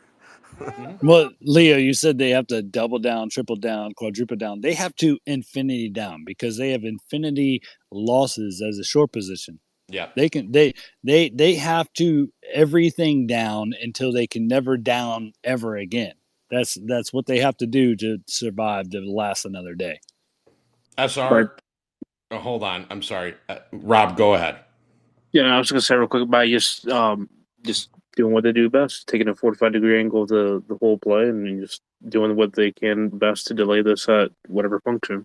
Because if they have margin requirements at whatever level, there's I forget who posted it, but there's a list out there saying 100% of margin. Not much you can do. It's a collateral haircut. That's the collateral haircut from the DTC. Look at the stock price this week, down on no news. There was no dilution. There was no anything, and it still went down. That just shows you that they have to force that price down. It's the only way they can survive another day is by making their collateral amount smaller. So the lower they can get the stock price, the lower collateral they have to have on it for the time being. Obviously, once margin calls happen, that's a different animal. But until margin calls happen, they need the price lower because that is lower collateral for them. Correct. SR, I'm going to let you go real quick, but I have to play you something beforehand. So put your hand down. The Binford 6100 is available at fine hardware stores everywhere. Remember, if your drill says Binford, get out of the house! Tools aren't supposed to talk to you!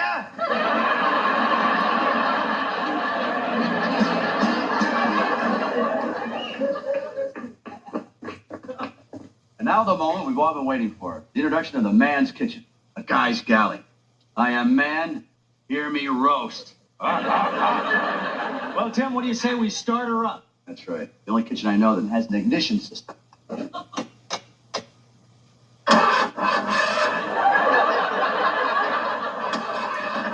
on, come on. Well, maybe we should get jumper cables, hook it up to another kitchen. I think I got it. Listen to that baby purr. Now let's jump inside, take a tour of the man's kitchen.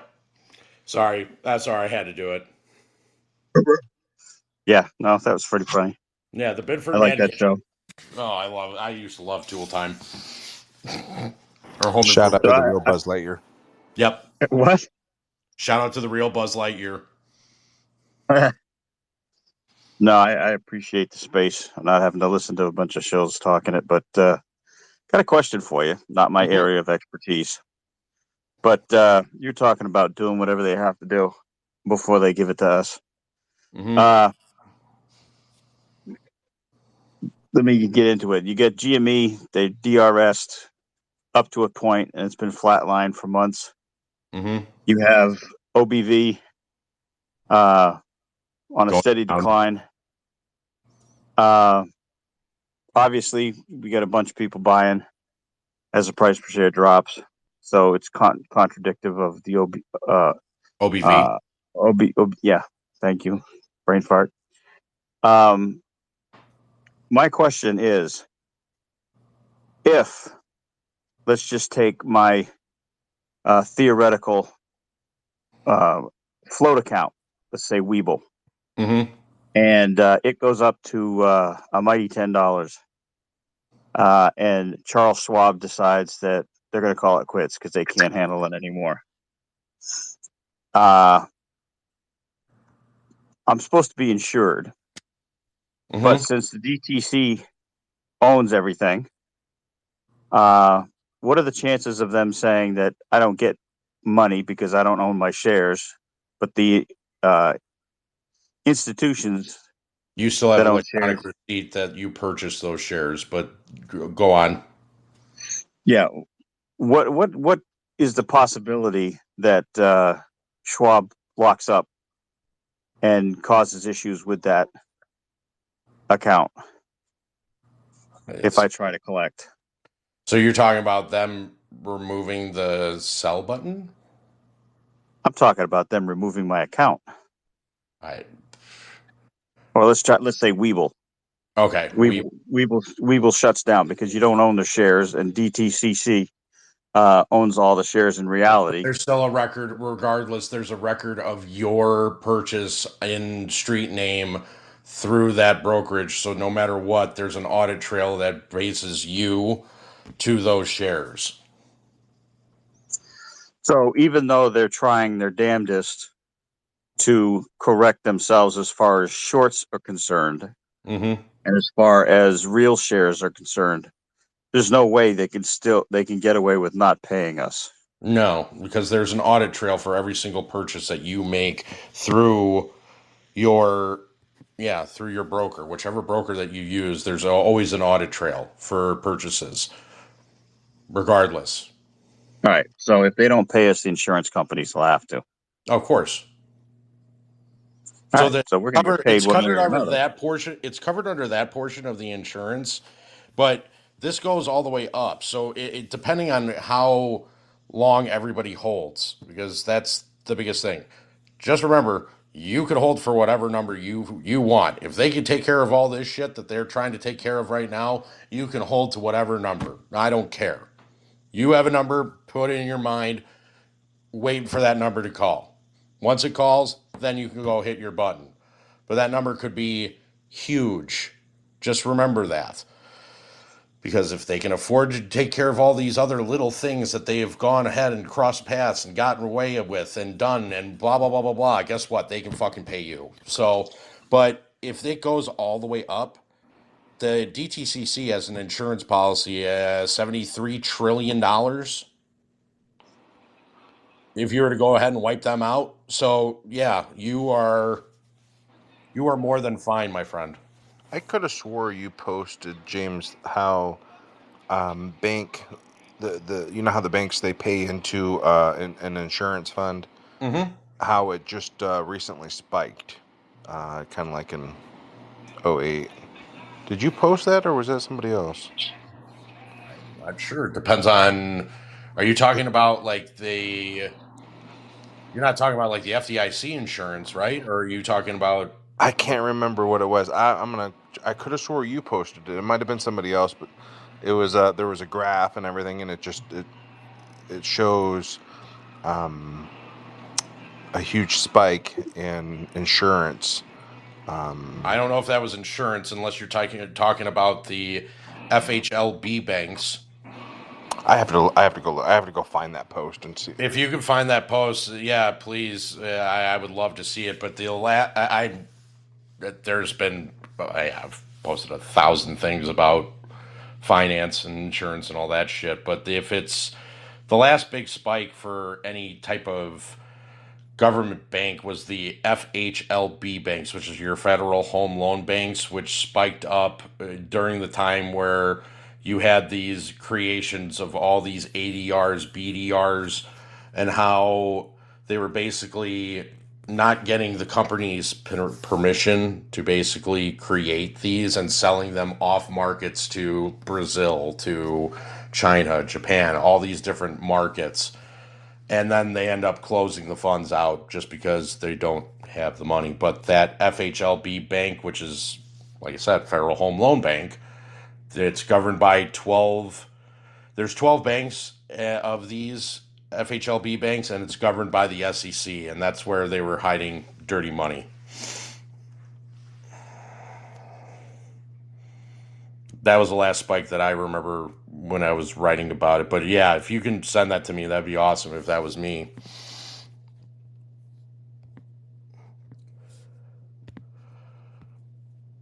Any other questions? Cornelius, how are you, my friend? What up, what up, what up?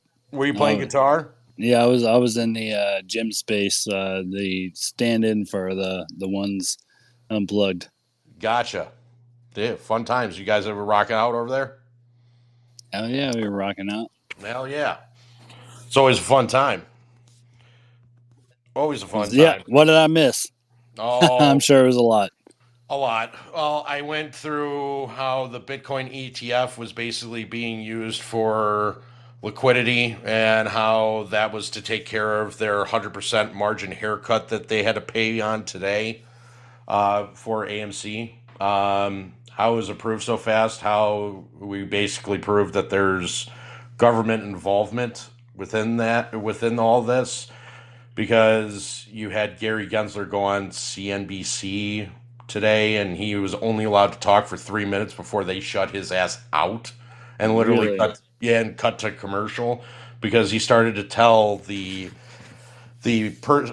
Kenny's henchman that always interviews him with the softball questions on this is a speculative investment. If you want to get your money, we still feel that Bitcoin is money laundering. Hey, we got to cut to commercial. Thank you, Gary. Have a wonderful day.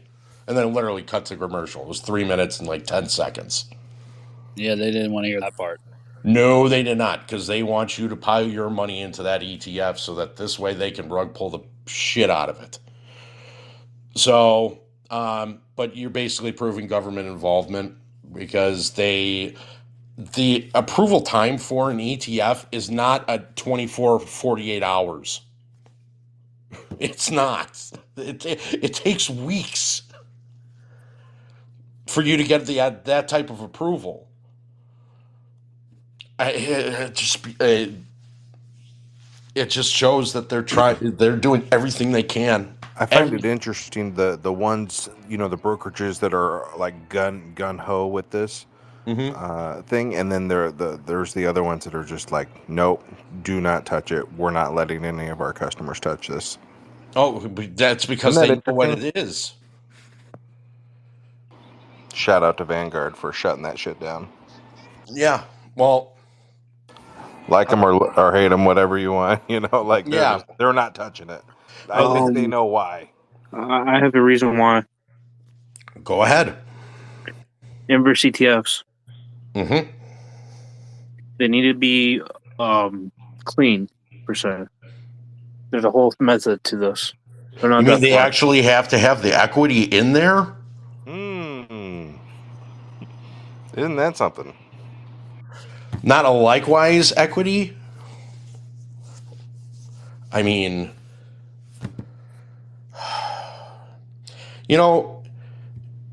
I think about Ralph, and Ralph getting thrown through a window and him saying, "I'm a rock." That is the concept of this. In every way, shape, and form. It's so stupid. It's so simple. You give money for equity. Equity gets back to you. You hold on to equity. Equity goes up or down, whichever it does. It goes up, great. You sell, you get paid.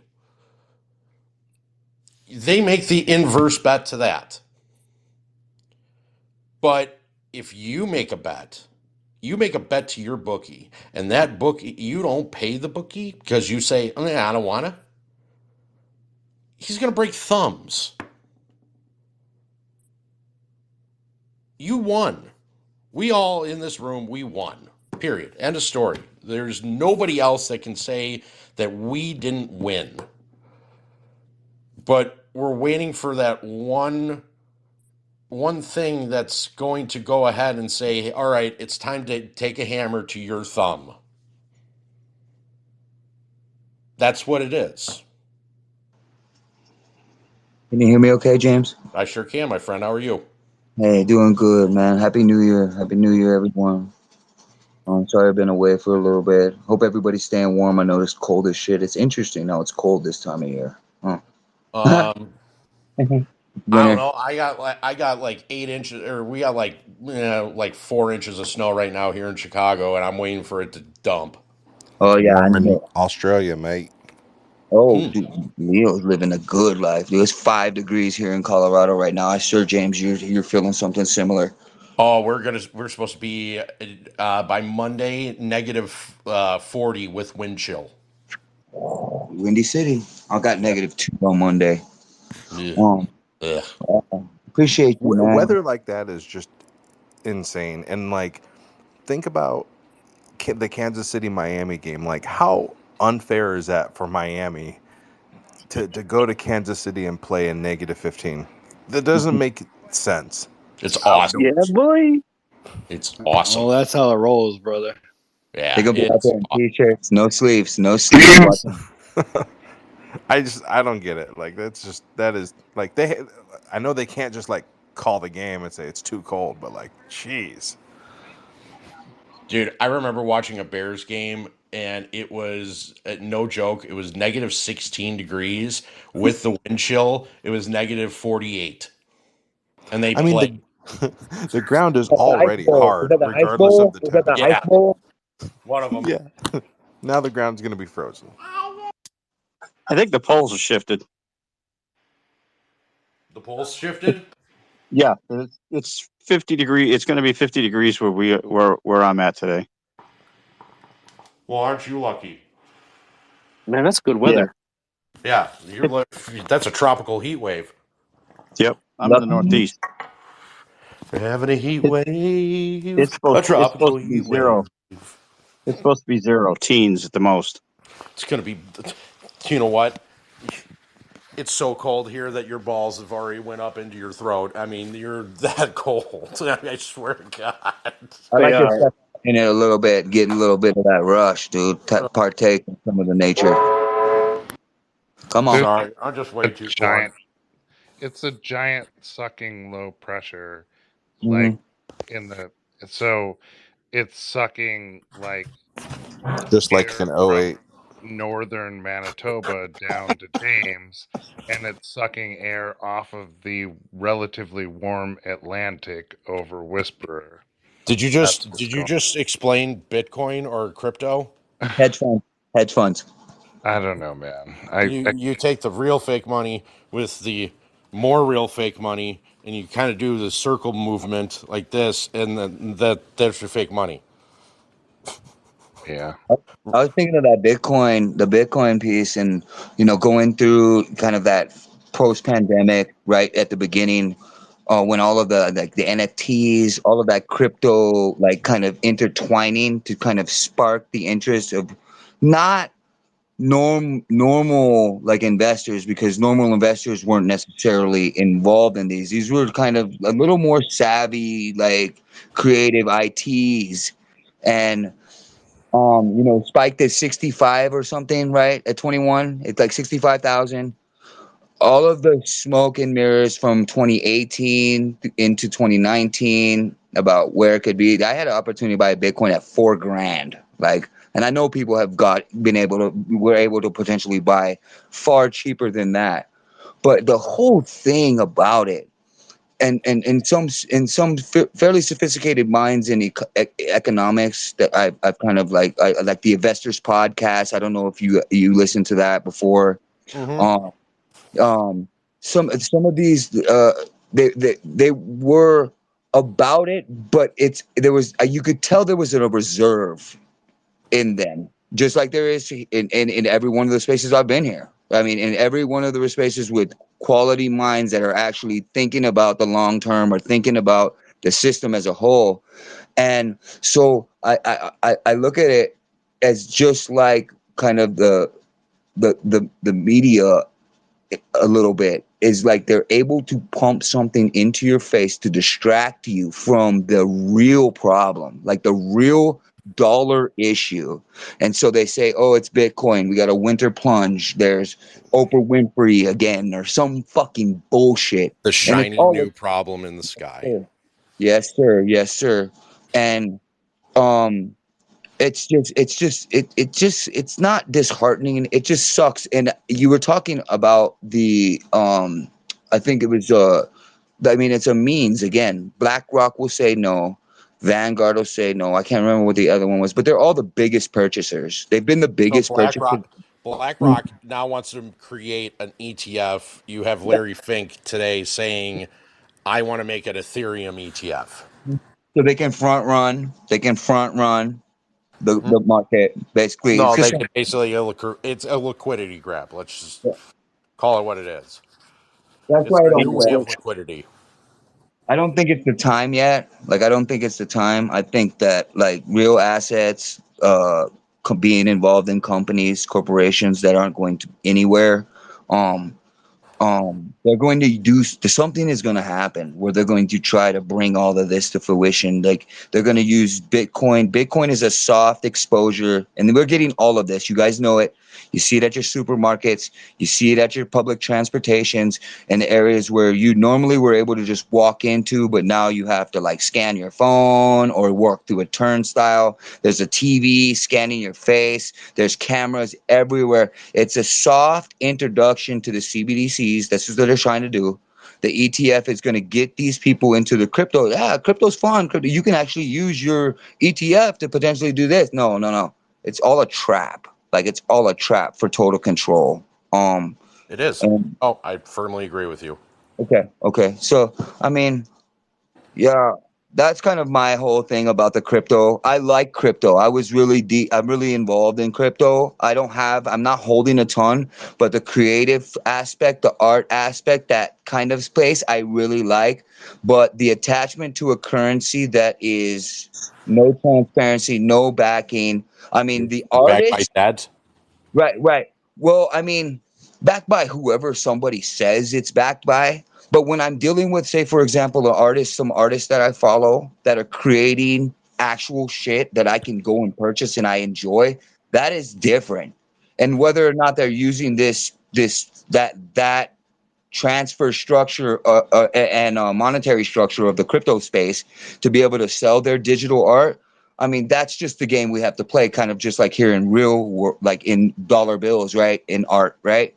Agreed. But yeah, I just don't. I don't give a fucking shit about that.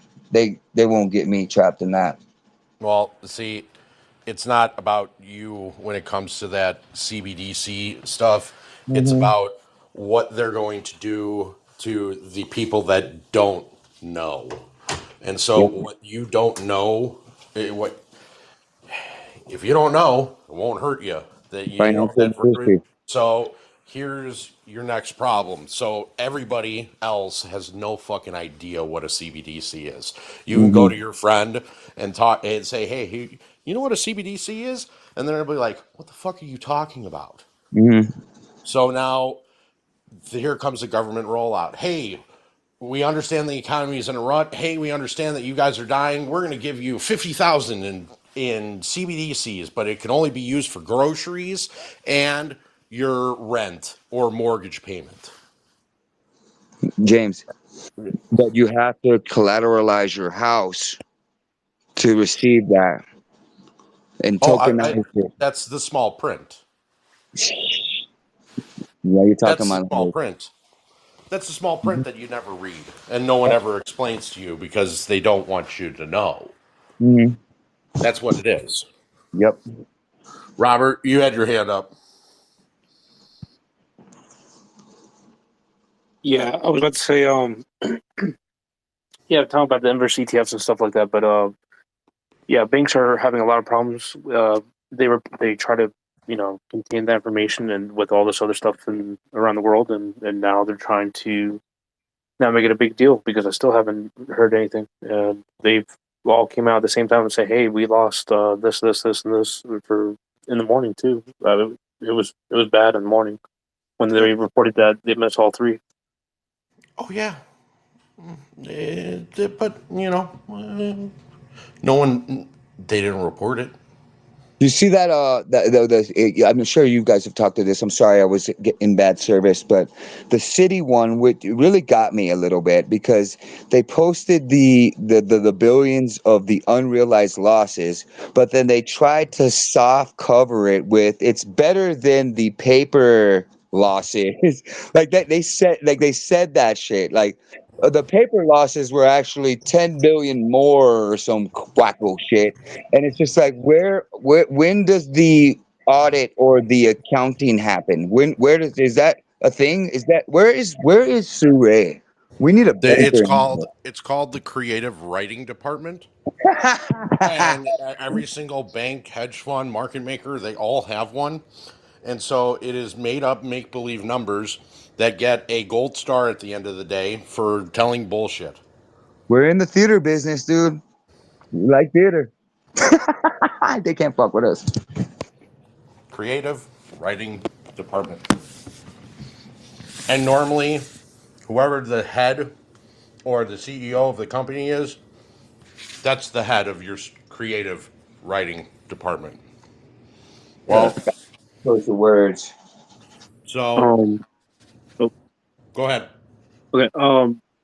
One thing that nobody's talking about is the mass. Well, I guess you can call it on the first day there was a mass liquidation of the Bitcoin ETF in the tune of $7 billion on the first day alone, and most likely on the second day you probably I need to look back, but there could be 11, 12 billion that day. So now they're just massively liquidating that whole entire thing. We talked about this before, Yeah. and it's just they're just going to use it as everyone knows what they're doing. Come on now. So, just like the title says, let's play a game. Let's connect the dots, and let's show you where they're going with it, and how they're going to go ahead and garnish and grab that liquidity, and how they're going to go ahead and eventually, you're going to see, in my personal opinion, I think that they're going to pump the shit out of all of these ETFs. I mean, to the fucking stratosphere. You're going to see these ETFs that are going to be bigger than the Mega 7. And then all of a sudden, whoosh, and there you go. And that's how they make. Potential liquidity to cover shorts, possibly. That's what I mean, it And makes. they can't cover all of them. No. There's not enough money out there right now for them to be able to cover and survive. There's not. James, maybe I'm a little naive, but and again, as an American populace dealing with rising prices in their food, rising gas, everything obviously as an American is through the roof. There is no extra money for them to be dumping into this.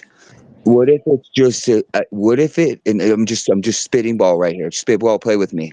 What if it's just, again, creative accounting now, where they're just sliding over showing, I mean, I don't fucking trust a word these motherfuckers say, dude. I feel like they could slide any number, and they have been. We've seen it. So they're going to say the ETFs are pumping, everybody's jumping in. Well, ain't nobody got no fucking money. You know what I mean? Like, yeah, I understand, but that's the digital age that we live in. I mean, it's the same thing with your labor numbers being false. It's the same numbers that you see about your, inflation going down, core inflation going down, that they're not using the correct numbers and everything's a lie. It's like that. What are their revision periods, right? Because when they were putting these numbers out, every revision has gone lower. Everyone, Every revision has been they missed badly, like substantially. So breaking news, they can't do that because it would fucking affect the market. But there's no press release on the revision. You see that too, right? Like the revision is just kind of slid in there. Oh, by the way, we were actually fucking 4% down instead of 0.5%. that's why you have. There's 2 states that are going against the Biden administration in regards to censorship. That is why, because they are censoring that material from the American public so that you don't know. If you don't know, it doesn't hurt you. That's their whole premise. And that's why you're seeing that this lawsuit is happening, because people are looking.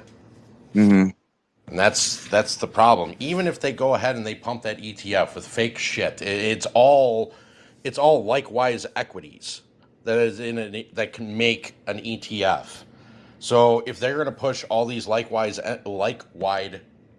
entities into, or said that wrong, these likewise stocks, whatever, or equities into this one thing, you basically you don't have it. It's the same thing that's, okay, well, we had this ETF. Well, how much Bitcoin do you have in there? 5. What's the rest filled of? oh, I got Ethereum in here, I have Doge, I have Sheeb, I have American Airlines. What is Yeah. that? What is that? This will be one hell of a case study that I guarantee you will not be admitted to the public for 20 years. But it will I be a great one. I think it's really, really interesting too, because I was again, a lot of my initial exposure to X after Reddit was in like the crypto space, and a lot of like solid holders of currency are like apes that are holding stock. They're not selling their coins. They're not leveraging their coins. They're cold storage off exchange. And if it's controlled and manipulated equally like the market, which we know it is. I mean, SBF fucking made it very, very clear that they were backdoor, like tokenizing almost everything without like these companies' permission. Um, to say again back at the underline, and this is one of my things about crypto and Bitcoin specifically, maybe a little bit of Ethereum, was I was thinking about it from kind of my perspective as a man and a working like guy, as an asset. My asset is myself. I can build something, create a structure or whatever for somebody. As a crypto farmer or somebody who has spent the money, created the infrastructure and put that down, they're a degenerate as fuck. They were basically called crazy. No, I ain't harvesting your computer coin or whatever, right? At the early stages.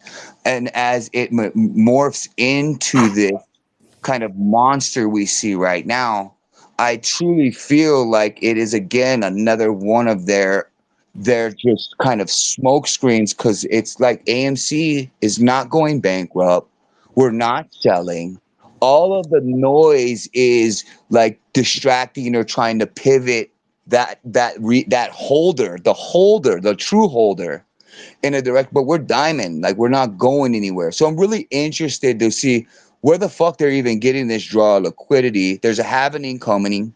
Um, um, and I mean, a BlackRock is holding, but there is still a massive amount of people around the world that have been mining coin in their basement for the last 15 fucking years or whatever. And they're not buying any of this shit. They don't like the structure. That's why they've been doing crypto. And maybe that was the trap. I don't know.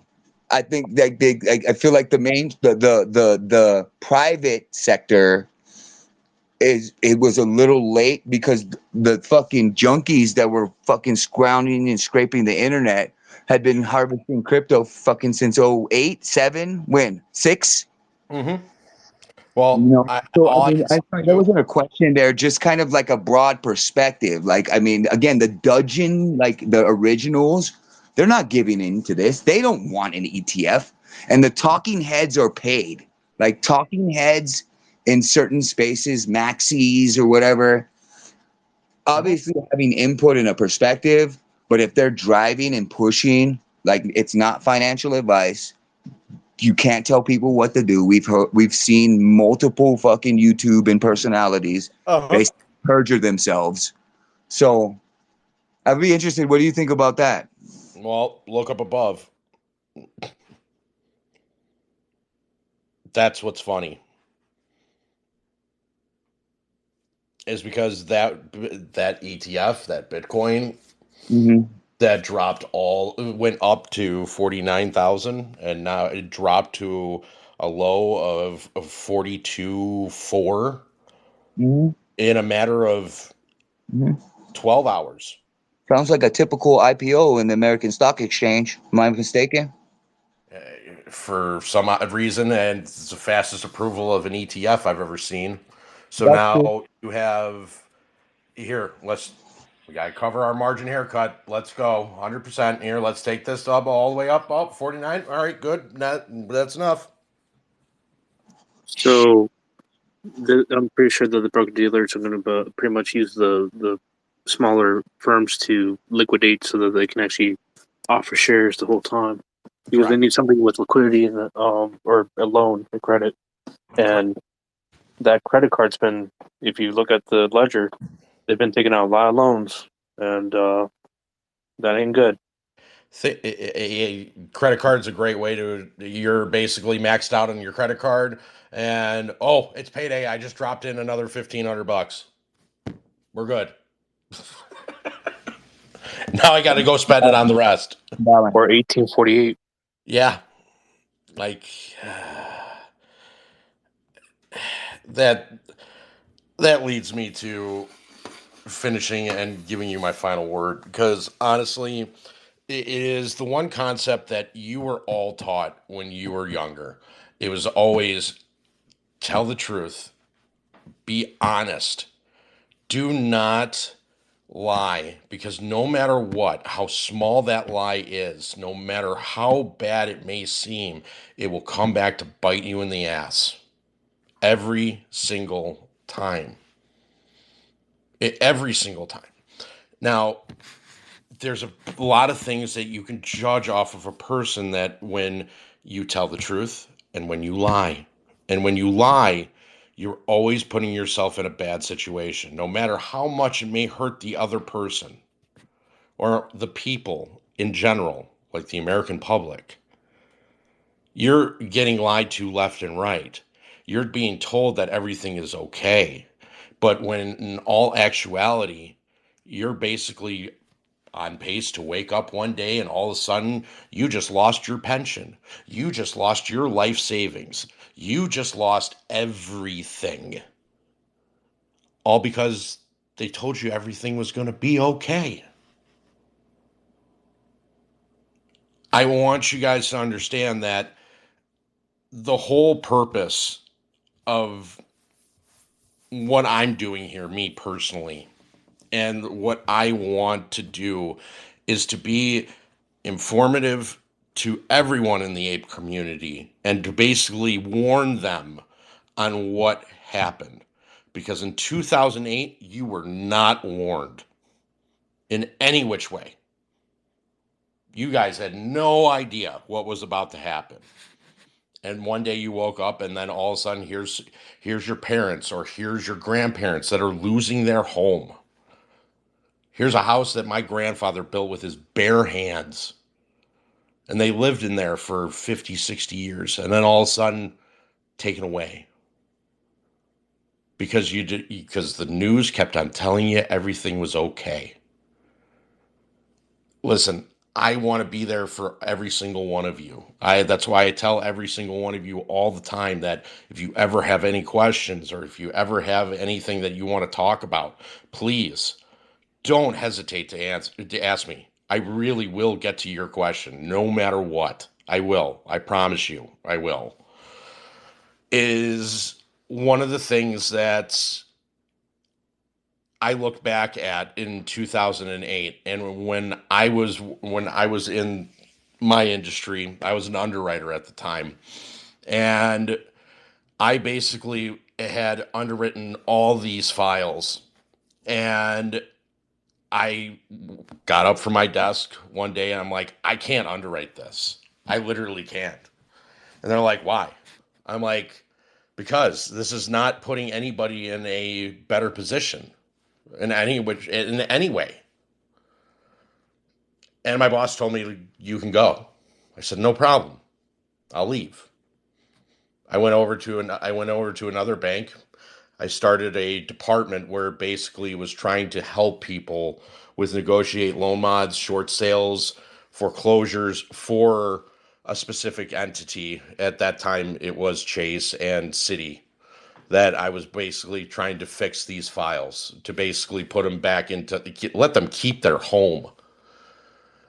And if only I could have done more then, or if I could have been a figurehead up above, I would hope and pray that I was able to actually help the American public actually be able to keep their home. Because there is no way with some of the shit that you were underwritten, ninja loans, no income, no assets, all this other crap, they just threw it up there. It didn't matter because all they wanted was your money. And this is all this is about, which is the worst thing in the world. I don't care what anybody says. Money is the root of all evil. but it does make the world go round. If you can be somebody that can go ahead and make a difference, if you can be somebody that you know that can change somebody's life and do that for them, there's nothing more rewarding in this world.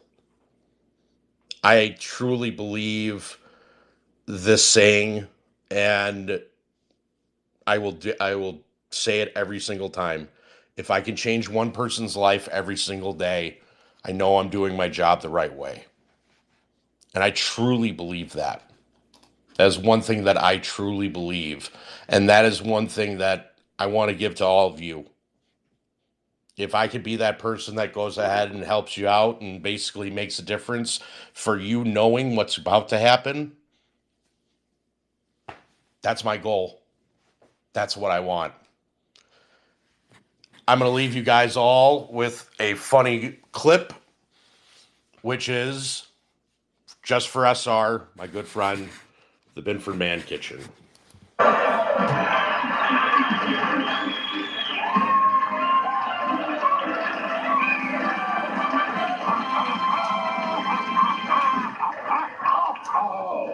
Well, we start first here at Men's Fine China. That's right.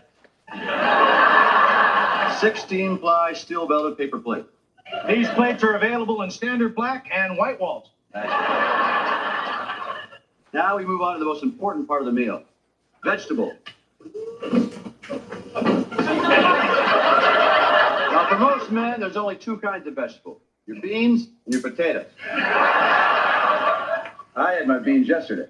I know. Potatoes. Hard to cook. So when a guy wants to eat, guy wants to eat. Can't wait for those endless seconds on a microwave. That's why we've got the Binford Macrowave.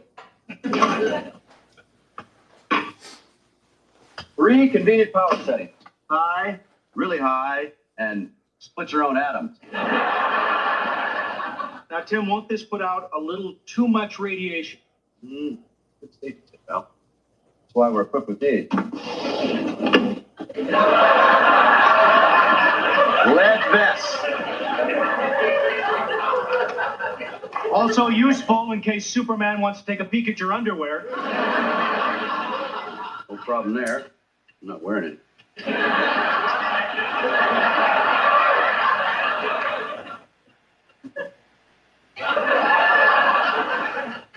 Don't want to overcook a potato, only in there a couple seconds. Now, don't look directly at the potato.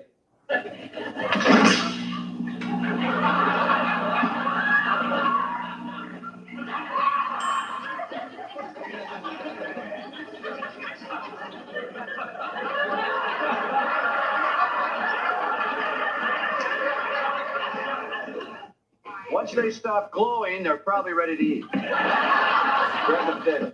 All right. Hot potato! Hot potato! Here we have our beverage center. We got beer, we got root beer, Pepto-Bismol. Now we get to that main core. Ooh, yeah. The main course of any man's meal is what? That would be meat. The redder, The better. The man's refrigerator. Stainless steel doors, big cubic inches. Now, what does every man really dream about having in a refrigerator, Al? That's simple, Tim. A butcher. Benny, how you doing? Hi, Al. Hey, Benny. What will it be today? I don't know. I got a hankering for a porterhouse. Good choice. I'll take the petite filet mignon. Takes all kinds. Here you go. Good looking meat, Benny. Thanks a lot. Stay cool. All right, we flip them out our grill. You don't want to overcook them. You just want them flame kissed.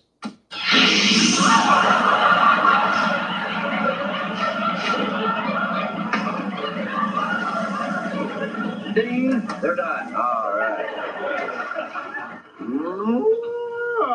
Still moving now.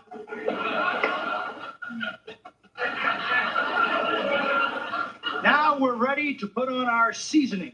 Right. Well, you got hot sauce, steak sauce, barbecue sauce. What's your pick? Not one of those, Tim. I like just a pinch of salt. Got it, friend.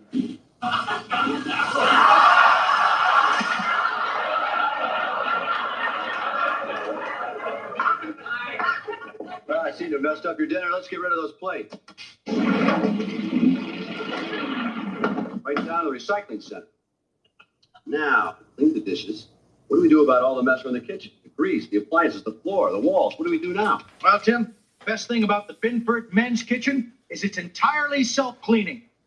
It is. That's right. Got the Binford kitchen washing system. Step out of the kitchen. Shut your waterproof doors. Klaus, can we cut the... What is this, a Renaissance fair? You add your detergent pellets early in the week. Then you put it on heavy wash, spin dry, energy saver. Start your wash. In a half hour, you got a clean kitchen. Floors, walls, the whole thing.